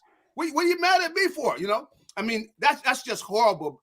And, with Russell Wilson, I think he realizes he made a bad decision taking that job in Denver. Hey, dude, the only day of the week he's happy is when that rec deposit goes in on Tuesday. 70 points. I mean, how could you give up 70 points? 70, Gary. I hit refresh 350. Gary, I hit refresh a couple times. I went, no way, NFL game, 70 points. No 350 yards rushing and passing. Now, come on. 350 yards. Nobody was tackling anybody. That's hey, it's like Stanford High versus Staples. Hey, I'm telling you, man. Hey, somebody needs to lose their job over that. Boy, I'm sorry. So do you think he benches Russell Wilson in the next 2 games? Yeah. If it's anything like that, yeah, he's going to bench him. But I'm looking at the defense, though, man. There were guys trotting, guys running for a touchdown. and nobody seems like they want to make the tackle. Patrick Surtain looked terrible. Terrible, man. That was. And get this. They played Tua half the game, and Jalen Waddle didn't even play. That's right. He was hurt or something. He didn't even play. 70 points. Hey, I would clean out that roster too. I would be looking at guys. Believe me, I'd have some new people in there. I mean, that's guys quitting and really just don't want to do your job. I mean, now if you don't want to play, fine. Hey, we can arrange that. You know what I mean? Damn, man. That was awful. That was awful. That really, and I like you said, man, I had to refresh it. Gary, have a great game tonight. Have a great call tonight. I really appreciate you doing this. Thank you so much for your time. Always, my friend. Thank you again. Go Birds. Let's see what happens tonight versus the Buccaneers. Doubleheader tonight. Absolutely so. Hey, by the way, we're going to take a look at week 3, bud. 70 points. That's stuff you do in high school or in college when you're taking on like Eagle Creek University. And you're like, I mean, I seriously, I'm hitting refresh. I'm like, there can't be. It can't be 70 points, man. All right. Hey, looking forward to being in the Philly area this weekend at the King of Prussia Hooters for the 40th anniversary, and the official home for the National Football Show is indeed Hooters, and we're so proud to be involved with the Hooters Northeast guys, and we got a great text from them today. We're going to meet those guys out there this weekend. We can't wait to see some of you out there as well. Thank you again. By the way, log on to one of the 7 locations and enjoy tonight's game. Going into any one of the Hooters at northeasthooters.com. If you don't want to go into the place, you can go to hooterstogo.com, bring the food home, watch the great doubleheader tonight. Birds and Buccaneers kick it off for you early. Also, maybe you want to go in, try some of the great specials we have. Buy 10 wings, get 10 boneless free. Wing Wednesdays, one of the 40-year traditions that we have at Hooters. 1983, the year the place was founded. All you can eat. Kids eat for free on Saturday. 6 items, $6. All the great happy hours. Go to northeasthooters.com. That's northeasthooters.com. And when you go into any one of the 7 locations, do me a favor. Tell them Big Sil sent you.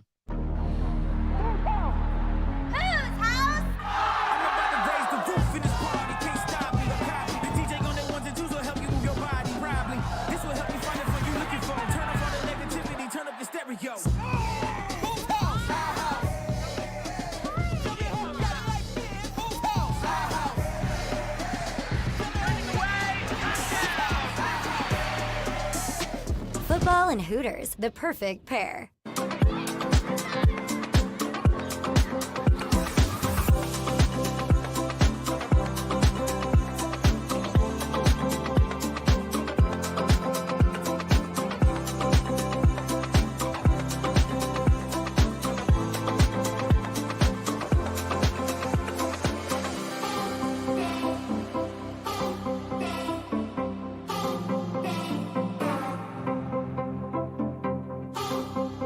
If you own a company and you're not producing a podcast, you're missing out. The public consumes messaging when they're ready. Join the professional podcast network of companies and let JAKIB Media Partners put you in the podcast arena. Come to our professional studio, or we'll come to your place of business and professionally produce your company podcast. Call JAKIB Media right now at 267-261-3428. 267-261-3428. Heading down the shore. Have a ball once more. Here, imaginations run wild and time stands still. Because here, you can find the best of the Jersey Shore, all on one 5-mile island. So leave the old you behind and get lost in the woods. Wild, wild, wild days. Score and save at Southeastern PA and Delaware with Colony Pools this football season, and let the experts close your pool with a custom Merlin safety cover in green for the birds. And if you join our Winter Watch team, we'll give you another 20% off, and Colony Pools will handle it all. Keep your tiles on your pool, not in your pool. Fly with Colony right now, Birds fans. Visit flywithcolony.com.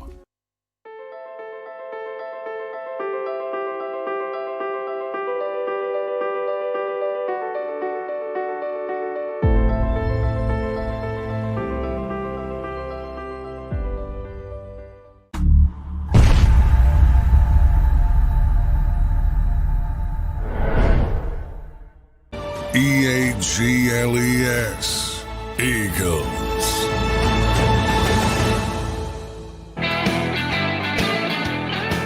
Big Bill.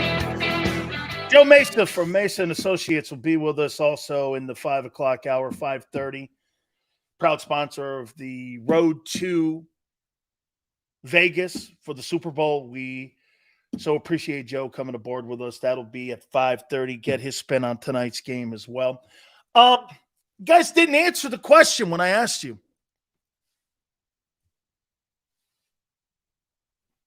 With good coaching.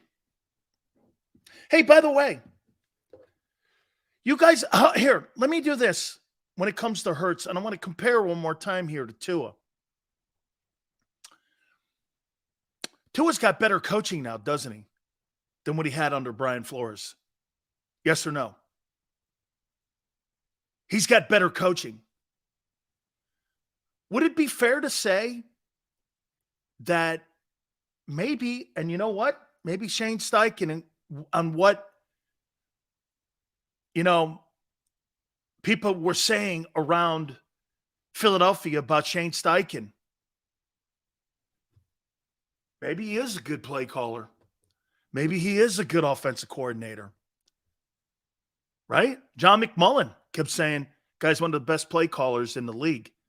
Well, dude, he just took a football team and won a big game. I mean, that was pretty impressive on what they did.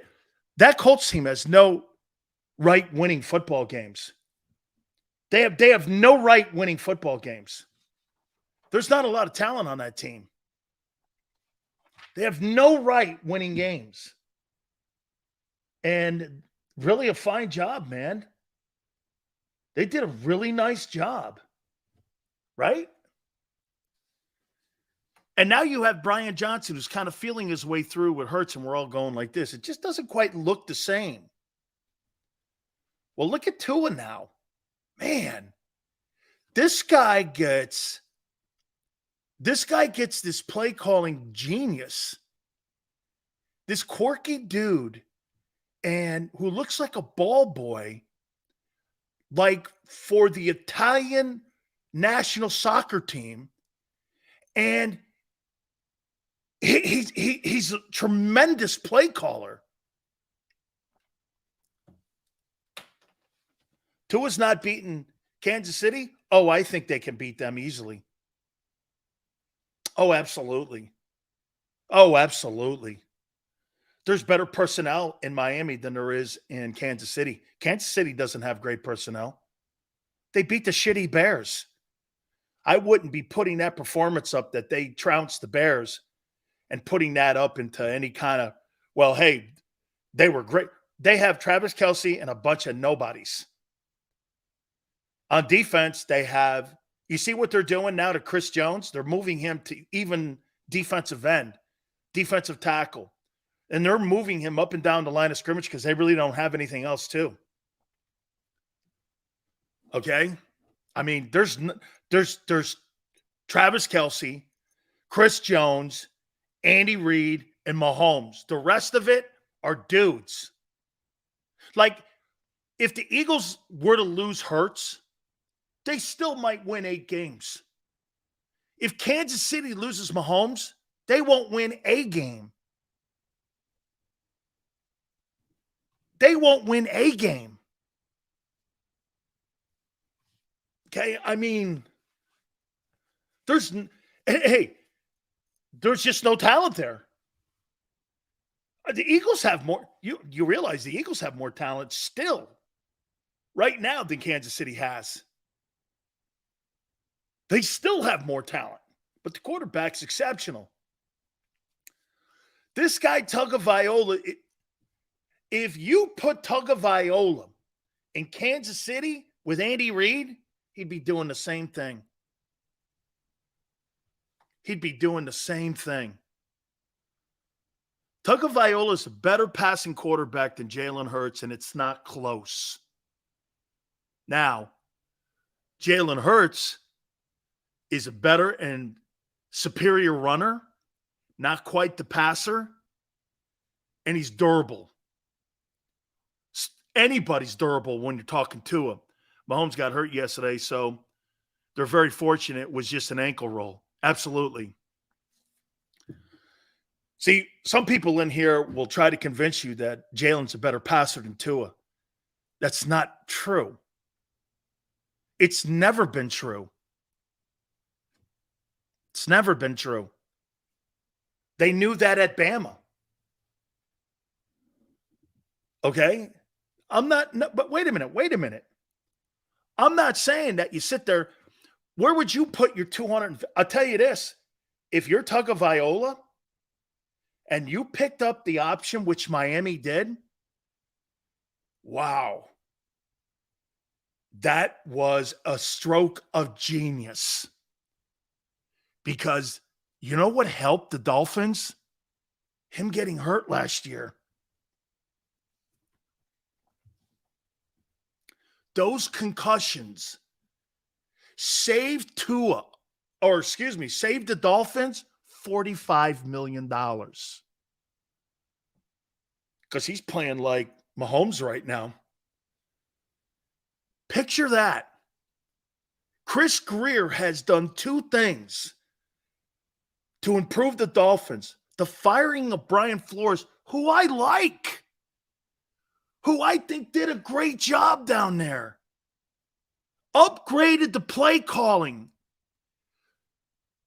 This guy McDaniels, he is a budding superstar play caller to a better passer. Hurts can extend plays. Yeah. See, Maniac, you see it better than most people do. Because that's right. And plus the durability factor. You know, I mean, let's face it here. Tagovailoa is a hit away from being a bag of marbles. I mean, can you really put your entire future into that one globe and go, well, if it falls off the desk, the whole thing's broken and that's it? Can you do that? Jalen, he could take a pounding and he's going to be more durable. Who do you build your team around? You see, Tagovailoa is built for today's NFL. Jalen's not. Okay? But Jalen and some of these other guys are redefining the dual threat attack. And it's coming. It is. It's here, actually. By the way, we'll talk about Josh Allen. They had a come to Jesus conversation after that Jets game. He looked spectacular. He looked spectacular. Spectacular. Spectacular. Jalen will never be the passer that guy is in Miami. Ever. Ever. This guy puts up 466. I think he had 4 incompletions. Guy's averaging 350 yards a game. Let's be honest, Brian Flores should have never been fired. That was a travesty. Most of these owners don't know what the hell they're doing. Well, that's a bad take because they're better now. They're better under Mike McDaniels. They're better under him. They've upgraded the coaching position. And Flores is good. They upgraded the coaching. If we had 2 of your thoughts, Bear, the question mark isn't talent anymore. It really is health with the kid. Okay? Right? Yeah, right? It's health. It's not ability. It's not ability. There's nothing. Look, does he have the strongest arm on the planet? No. But having the strongest arm on the planet doesn't make you the most effective quarterback. Dolphins versus Bills next week. Who do you got? Whew. Where is it? I think it's in Buffalo. Hey, I'm going to say this to you. The way this thing is looking right now, I think every single playoff game may be played in South Florida this year in the playoffs. And they ain't going to have to go to any cold weather because all their cold weather games, I think they have it at the front end of their schedule. I think it's in Buffalo. And I think they've already, the Jets, New England, they've already taken care of New England. So I don't think they have to go up in the AFC East.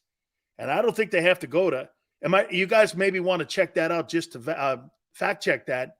But in the AFC East, I think they got the majority of those games out of the way, and they're not going to have a November or December game in New England. Okay, I think they got the majority of those games out of the way. They got Buffalo coming up. That's going to be in Buffalo from what I'm understanding. Well, they don't have to go to Buffalo in November or December. Okay, so they're not – you're going to have to go down to South Florida and play them in December. So that helps them out massively. Okay? Hey, man, that kid, when you watch him throw, he plays like Patrick Mahomes. I mean, it's, Jalen plays like Lamar. Lamar's an MVP. I don't think there's any harm in that.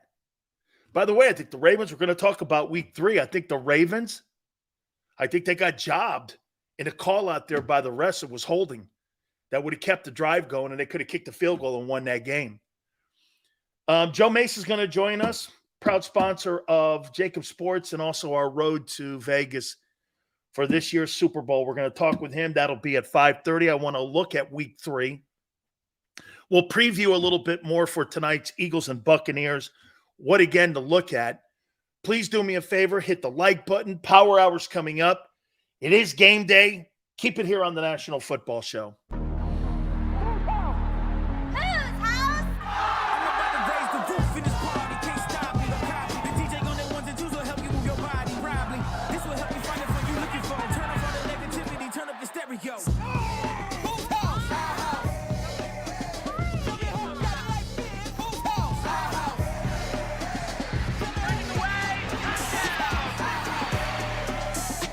Football and Hooters, the perfect pair.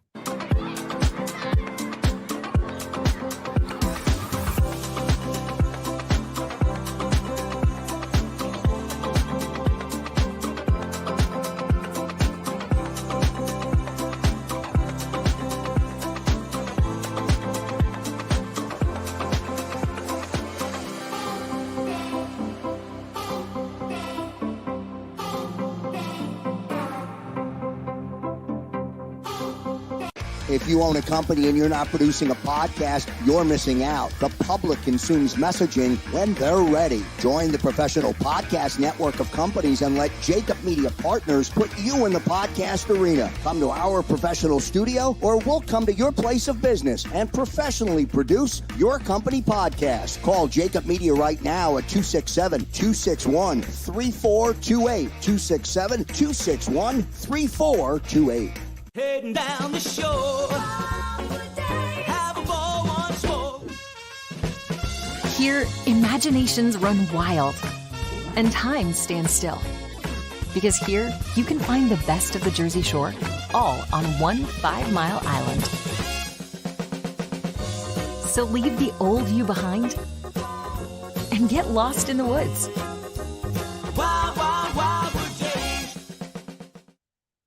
Score and save at Southeastern PA and Delaware with Colony Pools this football season, and let the experts close your pool with a custom Merlin safety cover in green for the birds. And if you join our Winter Watch team, we'll give you another 20% off, and Colony Pools will handle it all. Keep your tiles on your pool, not in your pool. Fly with Colony right now, Birds fans. Visit flywithcolony.com.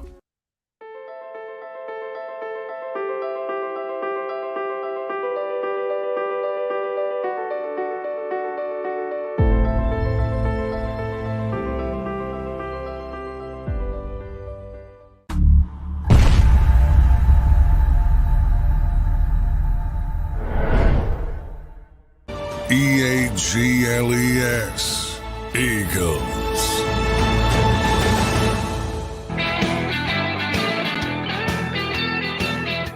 Power Hour, Big Sills National Football Show. I got to tell you, man, I think this kid, CJ Stroud, may actually break the Ohio State quarterback jinx.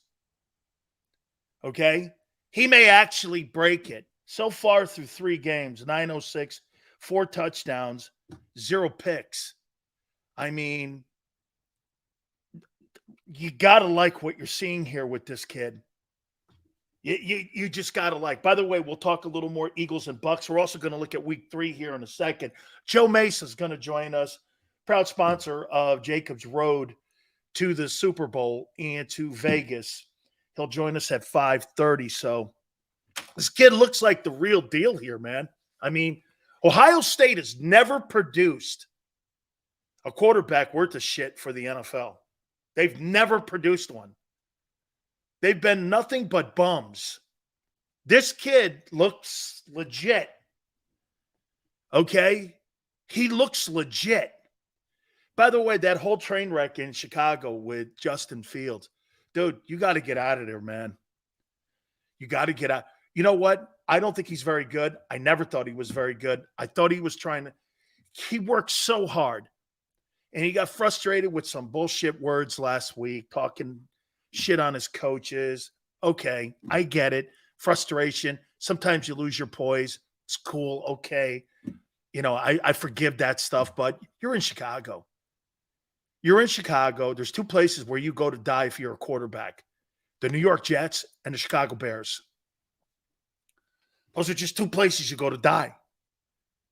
I mean, honestly, the New York Jets and the Chicago Bears, every quarterback they've ever drafted has sucked, except for McMahon and Rex Grossman. Look at the Jets. Richard Todd, okay. The one guy that O'Brien, 9-8 versus Marino, I suppose. But it was Namath, and that's it. The last time they had a legitimate Super Bowl quarterback that they drafted, we put a guy on the moon. I mean, we put a guy on the moon. I mean, at least Grossman got to a Super Bowl. Hey, Rex Grossman, Jalen Hurts, a lot in common. Got to a Super Bowl. I think he was 15-1 also. I'm kidding. That I can't keep a straight face to. And for the record, I won't. Okay. So we'll talk Eagles and Bucs here in a second.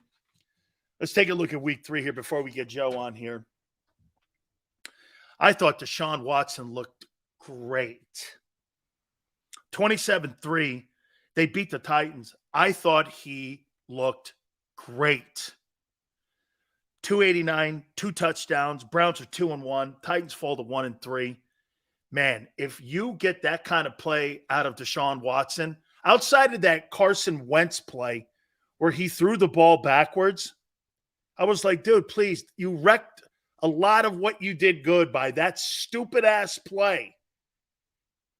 Okay? He looked fantastic. Big throws. Okay? Big throws and dominated. I really liked what Deshaun Watson did. I got to say this one more time. Boy, Jared Goff. Here's a guy that I hated coming out of Cal. I didn't like him even when he was with the Rams. He's worn on me. 243, a touchdown. They got to learn to win. They beat a pretty good Falcon team, not a great Falcon team, 20-6. I tell you what, the Lions have some talent. The Lions have some talent. They just got to figure it out. I mean, you beat Kansas City in KC. Okay? I mean, the Dolphins absolutely annihilate the Broncos 70-20. It's not so, get this. That whole, listen how that looks. 70 points, and you beat a team by 50. I mean, what's worse, the 70 or being beat by 50? Seriously, what's worse, being beat by 50 points or the 70? I'm thinking the 70. Okay? I'm thinking the 70. But you were beat by 50 and you gave up 70. Hey, Yale, isn't it the former head coach that's the DC there? Isn't it the former Bronco head coach that's a D coordinator up there that used to play for them? I mean, I thought it was that guy that was the D coordinator up there. I mean, dude, I was told Sean Payton this was an upgrade. I thought this was an upgrade. I mean, really? Nathaniel Hackett didn't have 70 put on him. Yeah, Vance Joseph? Bro, it's time to – let's go here. It's, no. Someone's got to pay the piper. It ain't going to be Peyton, and it ain't going to be Russell Wilson. There's too much money and equity built in those two guys. I mean, that was just an out-and-out – someone took a branch off the tree, and they just took a whooping stick to you, dog. Bills destroyed the Commandos. 37-3. Allen, 218. Diggs, 8 catches, 111. It just total domination. Defensively, 2-1 now. Bills look like a completely different football team than they did against the Jets. No more you're going to see high percentage turnover plays, I think, up in Buffalo. They look good again. Okay? They look good. The Texans go down to not only did they went down to Jacksonville and beat the shit out of the Jags. I don't know what it is with the Texans and the Jags, but they have their number, 37-17, and CJ Stroud looked great. I mean, throwing dimes. He looks like a good-looking football player. Okay? He really does. Colts upset the Ravens. Minshew Mania's back. 227 TD. How about that kid Moss? Going for 122. Maybe Jim Irsay's not as crazy as we thought. The Colts and Shane Steichen are 2-1. And the Jags are 1-2. Ravens fall to 2-1. 22-19 in overtime. I mean, hey, Shane. Way to go. Gardner Minshew, baby. Minshew Mania. Can you feel it? Who would you rather have on your team right now, Minshew or who's your backup again? What's that guy's name? Guy won the Heisman. What's his name? Believe it or not, I'd rather have the Eagles backup. I'd rather have Mariota. Chargers beat the Vikings. Some of the worst coaching in the history of pro football was in this game. The head coach of the Chargers should be fired. It's a fireable offense. Late in a ball game, you're on your own, 24? And you go for it. You don't get it. And because the Vikings weren't prepared in a 2-minute drill, not knowing what to do or line up, plus they were lollygagging around, they couldn't hear because of the crowd noise, and you didn't know what to do inside of a 2-minute drill, knowing full well you had to have plays coming in and out. That was some of the worst coaching I've ever seen. Ever seen. I cannot believe that both those coaches have their gig. I mean, if I'm Kirk Cousins, trade me to New York, please. Let me go play for the Jets. That thing was horrific. Horrific. 28-24. Herbert, 405, 3 touchdowns. Keenan Allen, 215. He was insane. They may have lost Mike Williams for the season. So, but man, Brandon Staley should have lost his job even though they won the game. I mean, he should have lost his job. Going for it? No. Punt the ball away. You got the lead. You're on the road. There's a minute left. 2 minutes left. You go for it on your own 24. Nobody who has any kind of biddy football, junior football league, high school football, flag football, nobody would do that. In total incompetence. Total incompetence. if I'm the Jets defense, I am one pissed off dude today. Patriots score 15 points, and you're on a defensive football team in today's NFL. 15 points you hold up. You hold an NFL team to 15 points and you lose. You walk into your locker room and you sit there and you go like this. You sit there and you go like this. Okay, hang on here. So let me ask you this. We surrender 15 points. Okay? And we lose a ball game. And you expect me not to sit here and start complaining and bitching about where the team is going right now. I mean, to me, if you're Joe Douglas, you could have a mutiny on your hands pretty soon here.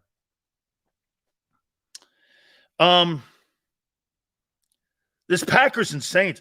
Hey, can I tell you this about Jordan Love? Let's say this about Jordan Love. How many people feel pretty comfortable saying that the Packers have their future quarterback?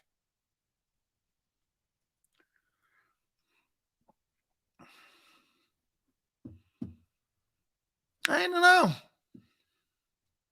Right? Tone, what do you think about the kid? He may not exactly be Favre or Rodgers, but Jordan Love, he's not terrible.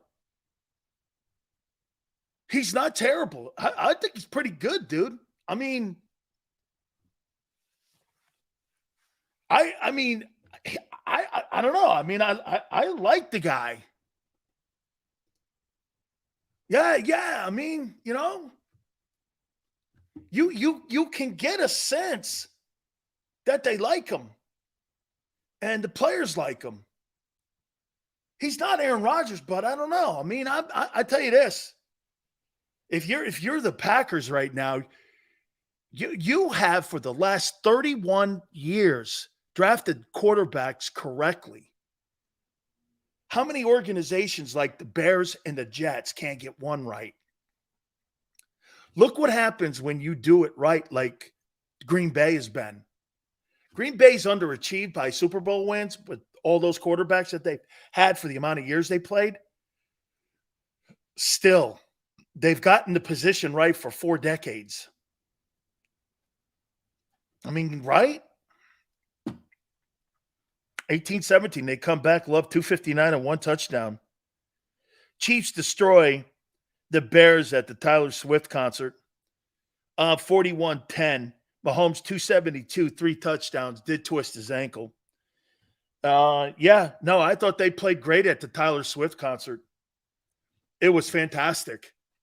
I mean, you had to get Kelsey the ball because isn't that great? It's kind of like you're in high school. Hey, I know you're trying to get with that chick. I'll get you a touchdown.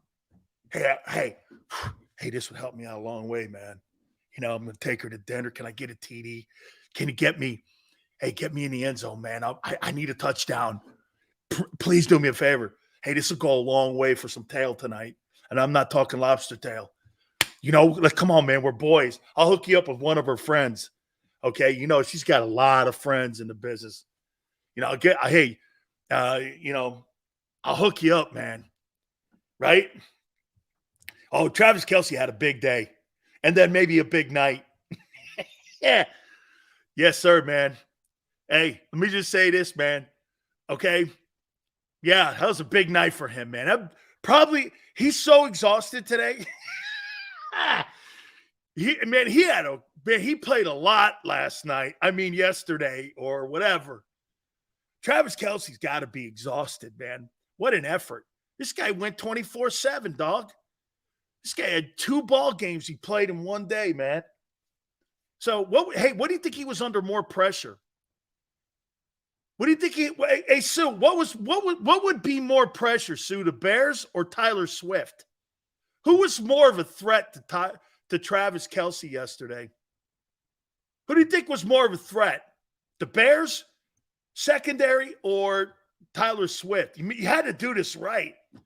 I don't know if I like the car and the ride. Taking out Tyler Swift in an Impala, I don't know. You might want it a little bit more of a fancier ride, but that's all right. You had the roof off and everything. See, I'm with you. Sue, I think the Tyler Swift deal, man, I think that was a tougher – no, I'd be under more pressure, man. Hey, where you taking her? I'm going to take her to a barbecue. No, you're not. Don't ever take a chick to a place where you got to eat with your hands. Okay? I don't like going to places where I like to eat with my hand. I like a fork and a knife and a spoon. I don't want to eat with my hands, especially on the first date. And, I don't know. Because I'll never know what I'm going to be grabbing. I mean, you never know, right? Oh, man, right? I like a fork and a knife. Yeah, so I think that was a tough game for him. Tough day for him, man. Mahomes was awesome, though.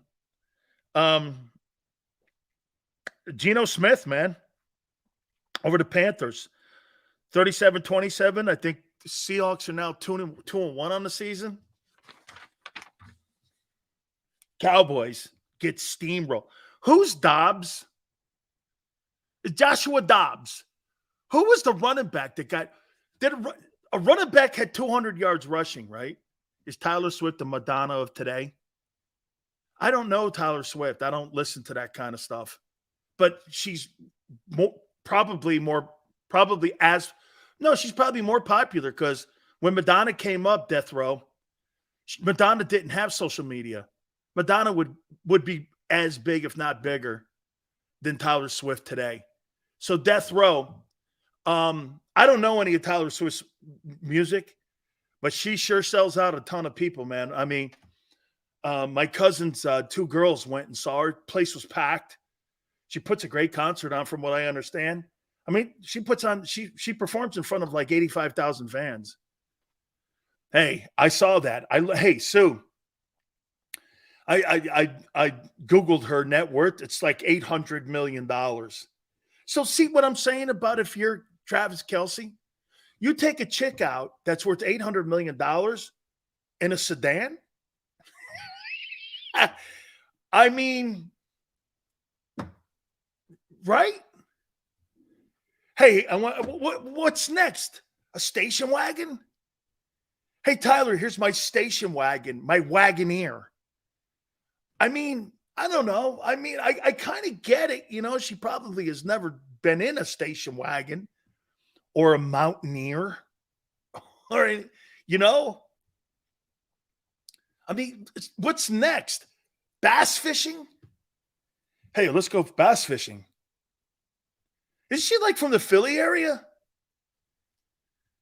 Is she like from up there? I mean, do you take a chick that's worth $800 million? Do you take a chick that's worth $800 million out in a sedan? And we're going to go to a barbecue place or something. I don't know. It was a super sport. Is she a country singer? I don't know. A-list celebrity can't get higher. Hey, John. Hey, speaking of that, I got to thank The Rock. His people watch the show now. They're telling me, guys, The Rock's people watch the show. And I got to thank him. Man, we posted something over the weekend about the XFL. It got over 750,000 views.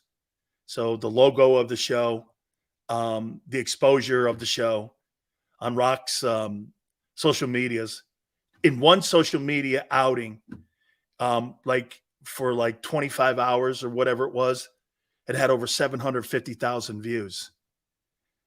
If you go over to his Twitter page now, I think it's at 752. Shit, if you go over to ours, it's 755, I think it is. How about that, Tone? Just something that he said on our show. We posted it a couple days later. And James, great work, James. James put it out there, man. 700. He's like incredible. Okay. She sits on the tee like the rest of us. I got it, man. It's all. Can you dig it? Absolutely. Yes, sir, man. Pretty crazy. Steelers and Raiders. Jimmy G got hurt, but here's 3 picks. You know, I mean, Steelers are 2-1. Man, Mike Tomlin can coach. He's such a good coach, man. I mean, I don't think anything of Kenny Pickett, 23-18. And Rams and Bengals, the later game, Eagles and Bucs, just in a couple hours. That Vegas thing. I'll tell you what, ever since Al Davis moved the team, and I mean after the Super Bowl that the Bucs won, the Raiders have been the West Coast version of the Washington Commanders. It's been one of the most pathetic. Do you know at one time the Oakland Raiders had the highest win percentage in the history of the National Football League? That was a fact. The Raiders were the winningest percentage team in pro football history. And then they started moving and they started taking their business off the field and putting it into the courtrooms. They've never been the same outside of that one Super Bowl where they got rolled by the Buccaneers in San Diego. It's just, I mean, they won. Well, hey, Tom Flores won 2 Super Bowls. They just have never been the same. Okay? Big Sales win will get your schedule. I'll get that to you about the King of Prussia Saturday appearance. We'll get you a little bit more of that until as we get closer into the week. JH says only Swift and Kelsey I care about. Play running back and center for the Eagles. Go Birds. Go Birds tonight, man. Hey, just like Gary said, and I agree with Gary Cobb, what he said. Don't forget to catch him out on Fox 29. Gary Cobb said it. After tonight, there's no more excuses when it comes to it's too early in the season here. Because right now, you've got to get yourself prepared here. Okay? This Buccaneer team's going to be pretty good. And we're so proud this year because so many people now are vested in JAKIB Sports. We got The Rock doing stuff with us now. We got so many people. Joe Mesa, also our proud sponsor, and our road to Vegas for the Super Bowl is with us now. We appreciate Joe joining us from Mesa and Associates. How you doing, Joe? Big night tonight, no, man? Dan, how you doing? Good to see you again. Yeah, man, this is, I think, going to be a little bit of a test, a little bit of a challenge. Let's see how the Eagles can come out here after a couple of weeks that were probably a little closer or more touch and go than I would have liked. What are your expectations tonight? I mean, and, you know, Joe, they changed coordinators. By the way, both coordinators that were changed out won over the weekend. I mean, they're, you know, you can say whatever you want about Jonathan Gannon and about Shane Steichen. Those guys won. One beat the Cowboys and the other one beat the Ravens. I mean, there's got to be some talent and something to be said about that. We're very critical because we like to see football a certain way, but hey, man, how much of a loss do you think that is and why maybe it's been a rocky start? I think Shane Steichen's a real deal. I think that's a loss, and I haven't, been overly impressed by the play calling in the first 2 weeks of our new offensive coordinator, although hopefully he'll get it right. Or you may see Nick Sirianni at some point taking the play calling back if he doesn't. I'm anxious to see how it goes this week now that he's got 2 weeks under his belt.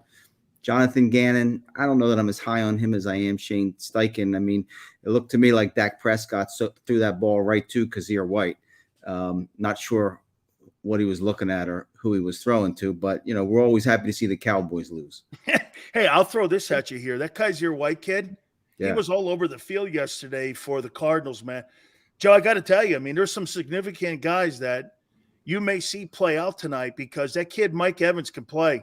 I mean, he's having a great season. And Kazir White, TJ Edwards, I mean, I don't know. TJ Edwards was a big loss a year ago, but, man, Kazir was great yesterday. Concerned about some of the guys that we have on the defensive side, especially at the linebacking core? Yeah, I wish we still had Kazir White. I'm concerned about the middle of the field there, where the linebackers are and the safeties. I'm concerned about the middle of the field there. Evans, I think, hopefully Slay can have a big game. I don't know if they'll travel him with Evans or not, or, switch off with Bradbury. My concern is you put him in the slot or he comes across the middle. If you don't have Slay or Bradbury with him, we don't have a nickel corner right now or a safety that's going to cover Mike Evans by any stretch of the imagination. So hopefully, still Justin Jefferson had a big game last week against Slay. Hopefully they can, shut Evans down or at least control him. I think we can stop their run game. I'm not terribly worried about the Bucs run game, but I am worried about Mike Evans and Godwin. See this guy right here, Joe Mason? This guy's running business in the background. He's got things going. He's a multitasker. This is what makes you here. And he's breaking down the game tonight better than what I can do here. And he's got people in his ear. I mean, hey, Joe, that's what we're talking about here. That we only get A guys here on the Big Sill Show here. So we appreciate you doing this. You got to be impressed a little bit with Baker Mayfield. Now, look, it's Vikings and Bears. This is a whole different animal tonight with the Eagles. So you got to still be a little bit surprised at what he's done. He had a really good game, 315 against the Bears. He's really doing a great job, especially with pressure this year. But I like this Mayfield down in Tampa versus the one up in Cleveland. He definitely looks better than he did in Cleveland. I think it's going to be important for the Eagles pass rush to get to him early, collapse the pocket, try to smack him around a little bit. I mean, he get him off his game, and for our secondary to be able to cover long enough for that to happen. I'm not terribly concerned about their run game, but you can't give him too much time. I don't know if they're going to try to adopt the playbook that we saw from the Patriots and the Vikings, those short 2-3 second passes, get the ball out, don't give the rush a chance to get there. I'm not terribly concerned about their run, but I also think we can pass on them as long as Jalen, settles down a little bit. They give him time. He doesn't take too long, hold the ball too long. I think we'll be able to throw the ball on them. Speaking of Jalen, are you in the same camp as I am that, hey, look at the coordinators that he's going to face in the first 3 weeks. You had Belichick, you had Brian Flores last week. Now you got Todd Bowles. He was the D coordinator, won that Super Bowl with Arians a couple of years ago. So what they're doing now is they're dropping 5 down now in the box, and they're forcing this guy to have to do a different kind of read. Even A.J. Brown has come out, Joe, and said, hey, we're seeing stuff that we've never seen before. And every quarterback knows, and everybody who's in that league, it's not so much about talent. It's about studying and seeing new things and upping your game mentally. And so I'm not saying he's not studying, but you think they kind of caught up with that offense a little bit last year and they're adjusting now? I think they're adjusting to the offense and trying to take away the deep ball and not give Jalen open looks. Hopefully Sirianni, after he's seen it 2 weeks, will be able to make some adjustments and what they are exactly. Maybe it's more crossing routes, more movement. I mean, certainly I see that throws the defensive off to some extent if you have more movement, more crossing routes, motion, getting the ball out, to Goddard more, perhaps maybe in space to DeAndre Swift. But I would hope that Sirianni, as an offensive coach, after seeing similar defenses be successful, at least somewhat successful the first 2 weeks, can make some adjustments. Is that a Larry Bird picture on your wall back there? Yeah, that's that. Let me see if I can. Is that the Dr. J one when they went after one another? Yep, that's it. Okay, so wait a minute here. This is the one when Dr. J and Larry Bird got into the fight in the playoff game, right? Yep, grabbed each other by the throat.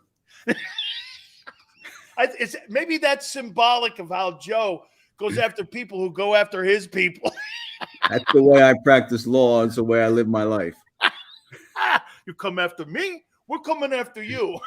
Hey, we're Italian, Dan. That's the way. Oh, absolutely. 2 last questions for you here, Joe. By the way, we so appreciate you being part of our family here, man. I mean, last year, the Eagles gave up 171.6 yards a game passing. This year, they're giving up 326 in the first 2. That's got to – not that Baker Mayfield is going to throw for 400 yards tonight, but that's still got to be a concern in that back end of that defense is the pass defense. They're 31st in the NFL right now. Yep, I'm concerned. I mean, what they do with the loss of Avonte Maddox, and I think you have Blankenship back this week. Let's see what happens with the safeties. But there's no question, the middle of the field, the safeties, the linebackers, they're just not at the level we had last year. I think our front getting to the quarterback faster, giving them more time, our corners staying on their top receivers and tight and not giving up any big plays can certainly, hopefully make a difference there. I got 27-20 tonight. What do you got? I was thinking 28-24, so it's close. Yeah, you know what? So, like, you're thinking that maybe that they cover, or because I think it's 5, if I'm not mistaken. So, we us Italians, we keep an eye on that kind of stuff. I'm just saying, I don't know why, but we keep. Hey, Joe, thank you so much for doing this, man. We so appreciate you doing this, Paisan. Buona fortuna to you. Thank you. Good to see you. Take care. You got it. Joe Mason from Mason Associates, proud sponsor, our road to Vegas. Thank you so much for that. All right. Take a quick time out. Hit the like button. Keep it here on the National Football Show.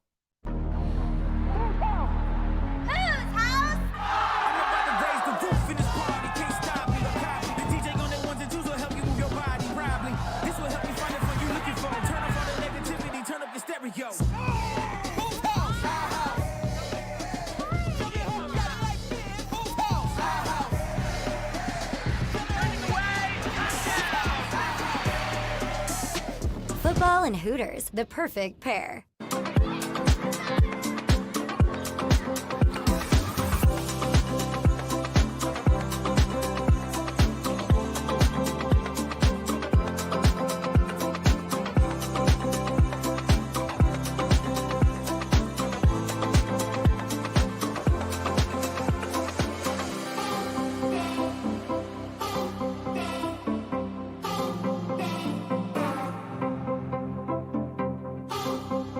If you own a company and you're not producing a podcast, you're missing out. The public consumes messaging when they're ready. Join the professional podcast network of companies and let JAKIB Media Partners put you in the podcast arena. Come to our professional studio, or we'll come to your place of business and professionally produce your company podcast. Call JAKIB Media right now at 267-261-3428. 267-261-3428.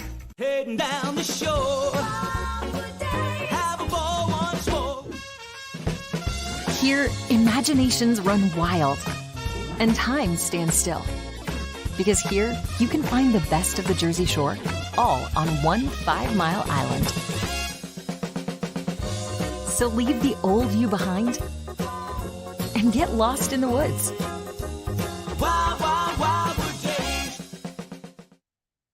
Score and save in southeastern PA and Delaware with Colony Pools this football season, and let the experts close your pool with a custom Merlin safety cover in green for the birds. And if you join our Winter Watch team, we'll give you another 20% off, and Colony Pools will handle it all. Keep your tiles on your pool, not in your pool. Fly with Colony right now, Birds fans. Visit flywithcolony.com.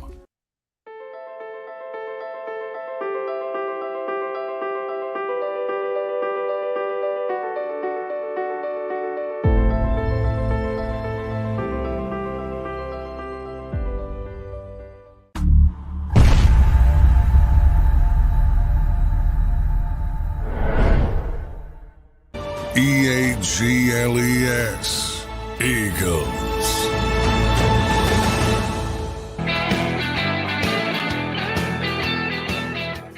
Two Sooner quarterbacks going after one another tonight. Interesting.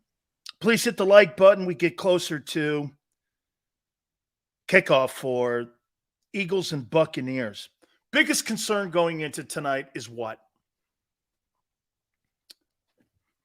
I think it's obvious. Right?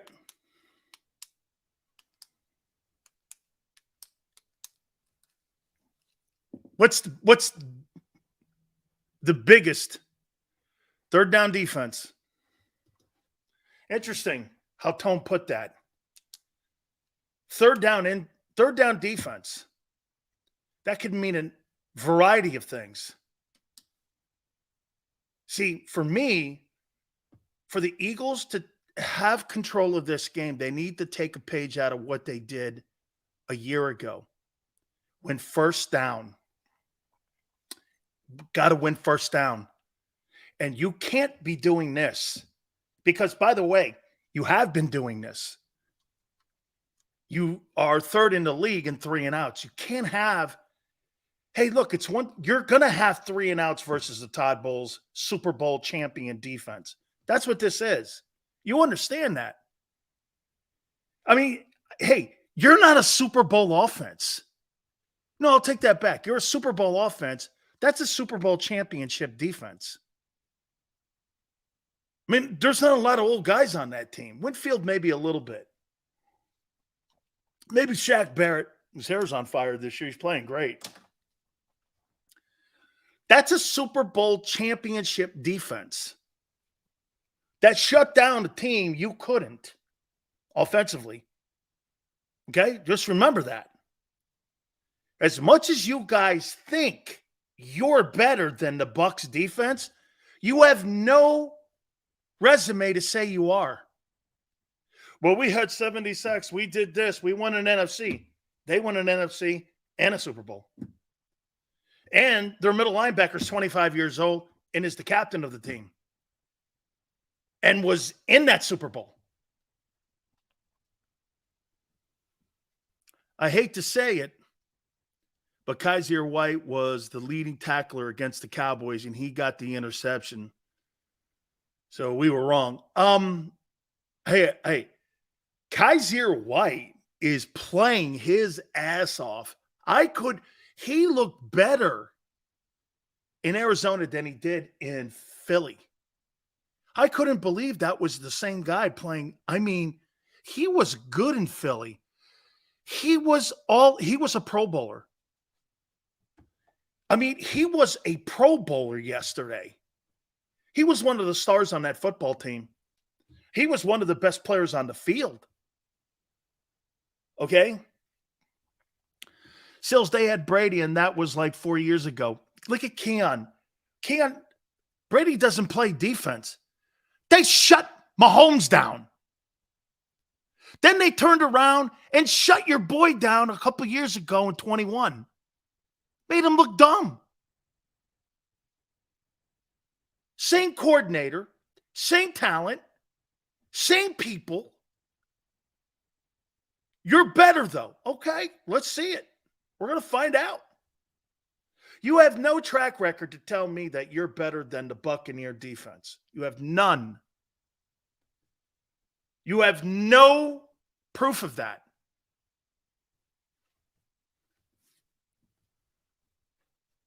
Okay? You have no proof of that.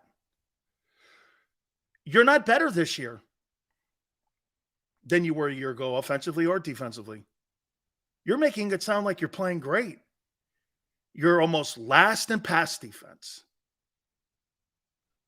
How about those Cowboys? They stink. Philly 500 to the rescue. Look at this guy. Holy cow, man. Look at Philly, man. Him jumping in here. Philly 500. Cowboys stink. Hey, Philly, we're going to find out tonight. Right? That Buccaneer defense. Hey, Philly, that Buccaneer defense is the same defense that won a Super Bowl and shut Jalen down a couple years ago. Okay? Got the same crew, got the same coordinator. Well, we're going to find out a little bit tonight. And my question is, so who's the guy that stops Mike Evans at 6'5", 238? This guy's almost 240 pounds. Yes, we will, he says. Absolutely, man. That's my guy. Yeah. Hey, so is Jason here? Who wins this battle? James Bradbury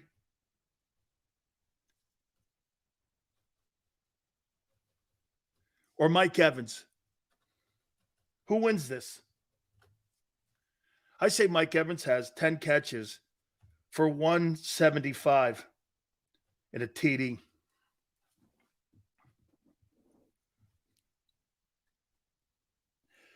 Who wins this matchup?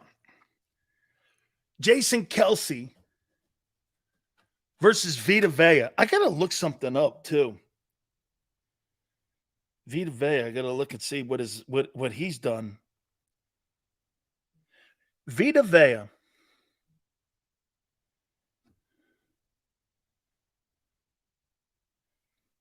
I got to look how many Pro Bowls. Vita Vea, there we go. How many Pro Bowls does this guy have? Oh, he's only got one Pro Bowl. Yeah, he's got one Pro Bowl and a Super Bowl championship. How old is this dude?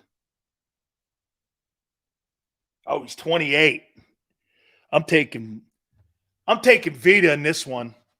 Old man Kelsey's going to get his ass kicked tonight by this guy. Remember I said that. You're going to think you're watching Colorado, Oregon. Hey,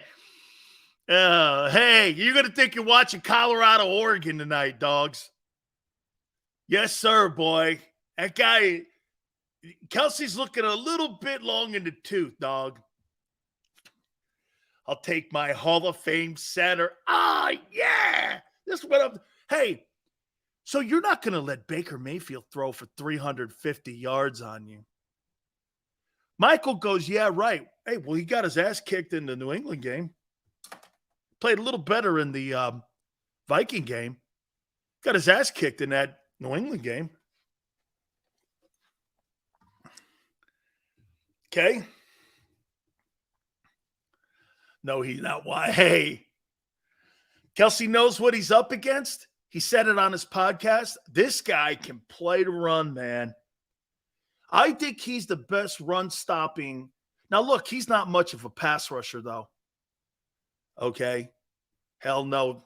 Mayfield, 2 turnovers. This is where I'm kind of in agreement with Philly. I think Mayfield could go for 345 yards tonight. Okay. But what you don't want to see if you're the Bucs, 345 yards, 60 attempts, 1 touchdown and 3 picks, and one of them is a pick 6. Because then he's in catch-up mode, and you're looking at numbers and you're going, hey, he's going to have a lot of numbers because they're behind 14. He can't have turnovers. I'd rather have him go for 275 and get some type of run game. And I'm not saying they are going to get – hey, the kid Ryan Jensen, he's out, right? Is Ryan Jensen out? Their center, is he gone? He looks old. He was starting to look old last year. He'll never get 60 attempts. Mac Jones had 54. How many attempts did Kirk Cousins have? Didn't he get 55 attempts? This guy's making it sound like these quarterbacks, they'll never get there. Wake me up when Reddick gets a sack. Vita's questionable. That's good. That's good. That's good that he's questionable. 31-20 Birds. Bucs run game doesn't get going. Absolutely, I agree with that, Wheels. I do not believe that the Buccaneers they're going to get a run game going against. If the Buccaneers get a run game going, the Bucs will win. They'll win that game. But I don't believe they will. How do you like Lou Holtz's comments? Bring back any memories? What Death Row? What did he say? He's such a buffoon. He's a buffoon. Lou Holtz is a buffoon. You want to know something, Death Row, about Lou Holtz? Don't you find it odd? Every single program that he's ever coached when he left it, went on probation. William and Mary, NC State, Arkansas, Minnesota, Notre Dame. South Carolina. Every program that Lou Holtz coached went on probation. Did you not think that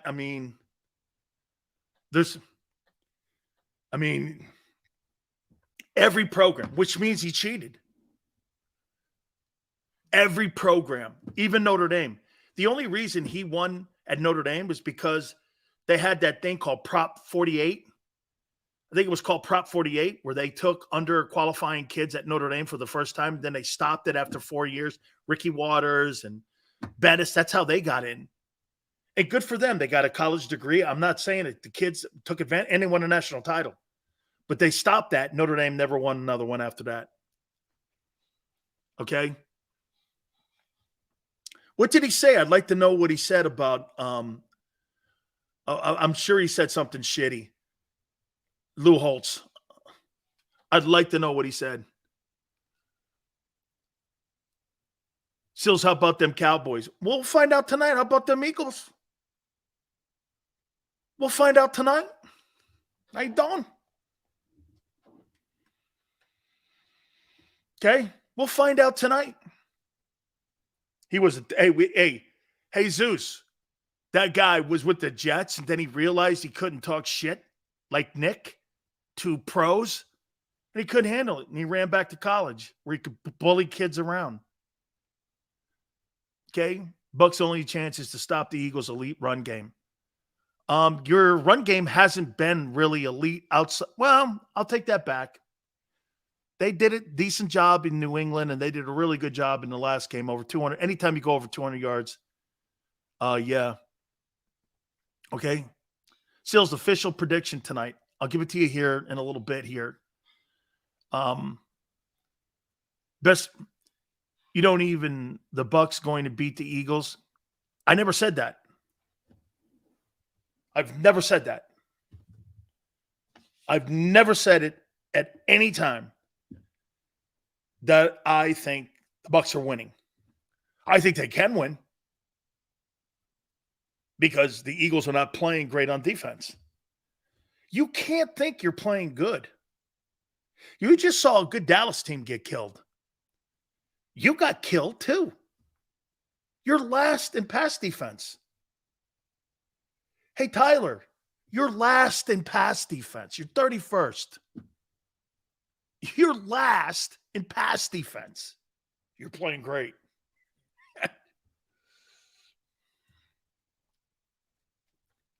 You're last in pass defense.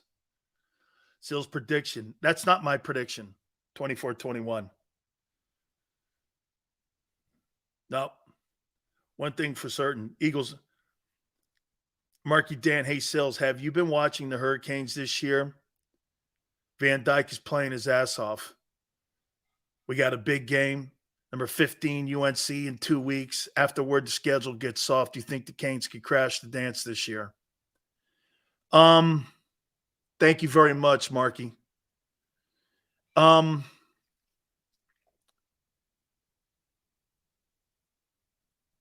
Let's see them put a couple games together. They're playing really great. They really are, Mark. They're playing really great.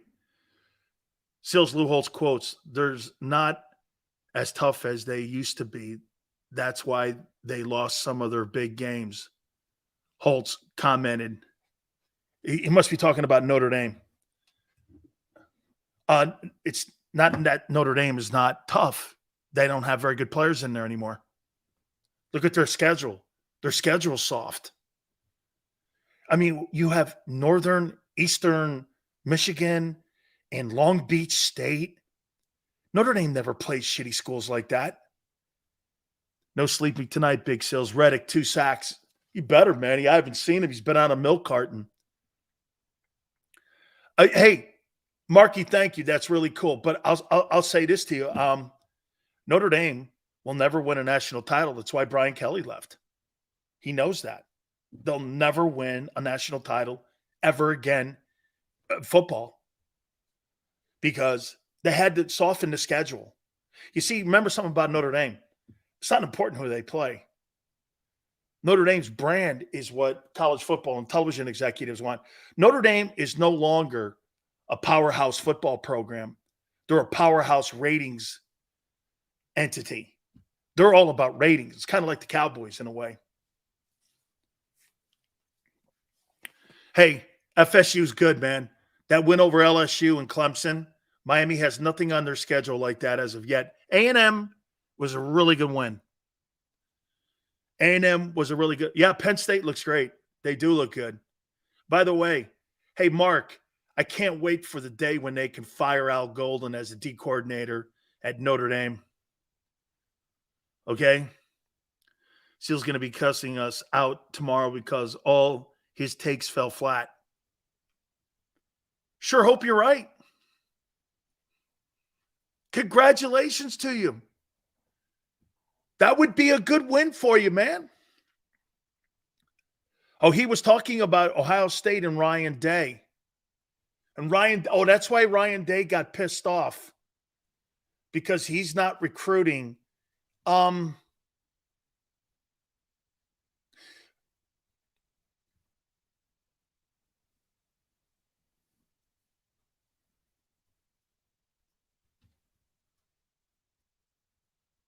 There's some truth to it. Ohio State doesn't look like they did under Meyer and Tressel. Yeah. There's some truth to it. Buckeyes don't look the same. Okay?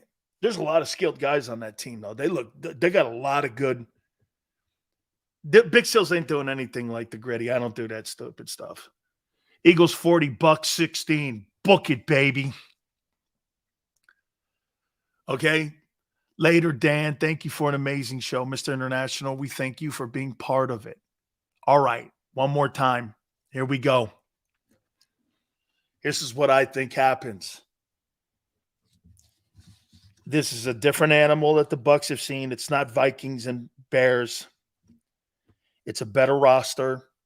I do not believe in the Eagles secondary. Mayfield has got to be protected. They've got to move him around. Sweat's picked his game up even more. Reddick's got to be a factor. If the Eagles don't get home, Mayfield will throw for 350 yards, but Mayfield's going to put one out there, or maybe even a few out there like Jimmy G will. So I think Mike Evans has a big game. I think Godwin has a big game, and I happen to agree a little bit with Tone about the tight end. I was born in the year 2000. In the 23 years I've been alive, I still haven't found a good reason why Notre Dame gets so much hype every year. Traditional, generational. And because NBC. Marky, it's the only football program in college football that has their own network television deal. Like network television sponsors, NBC sponsors. Dick Ebersol made that happen. That's why they're independent still.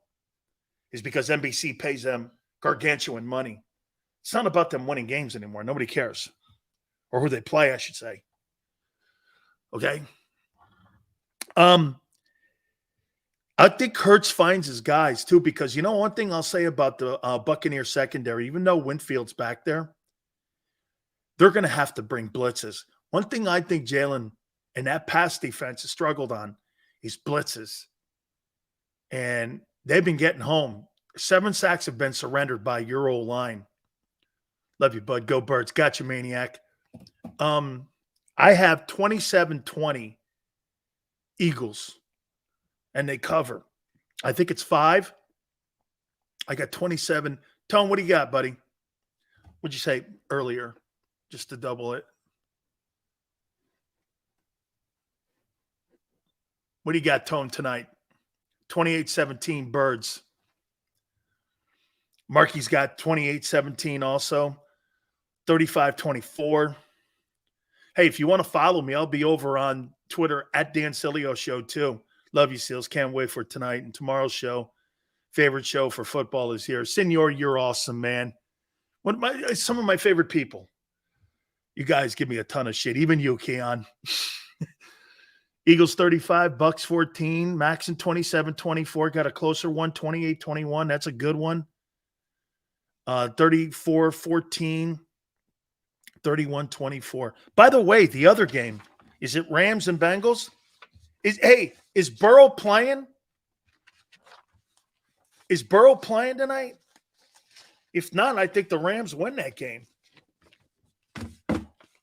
I think the Rams win that game. But Joe Burrow's not playing tonight. I got the Rams winning that game. And I think the Bengals are in trouble. Looks like a game time decision. I'm taking the Rams. I think the Rams win that ball game. All right. Can't wait for tomorrow. Should be a great one. Let's see what happens. No more excuses. Buccaneers, Eagles, 27-20. I got the Birds winning this game. Tone, thank you so much. Big Joe. Xander, thank you guys so much. 3-6 tomorrow, and we shall see you on the flip side.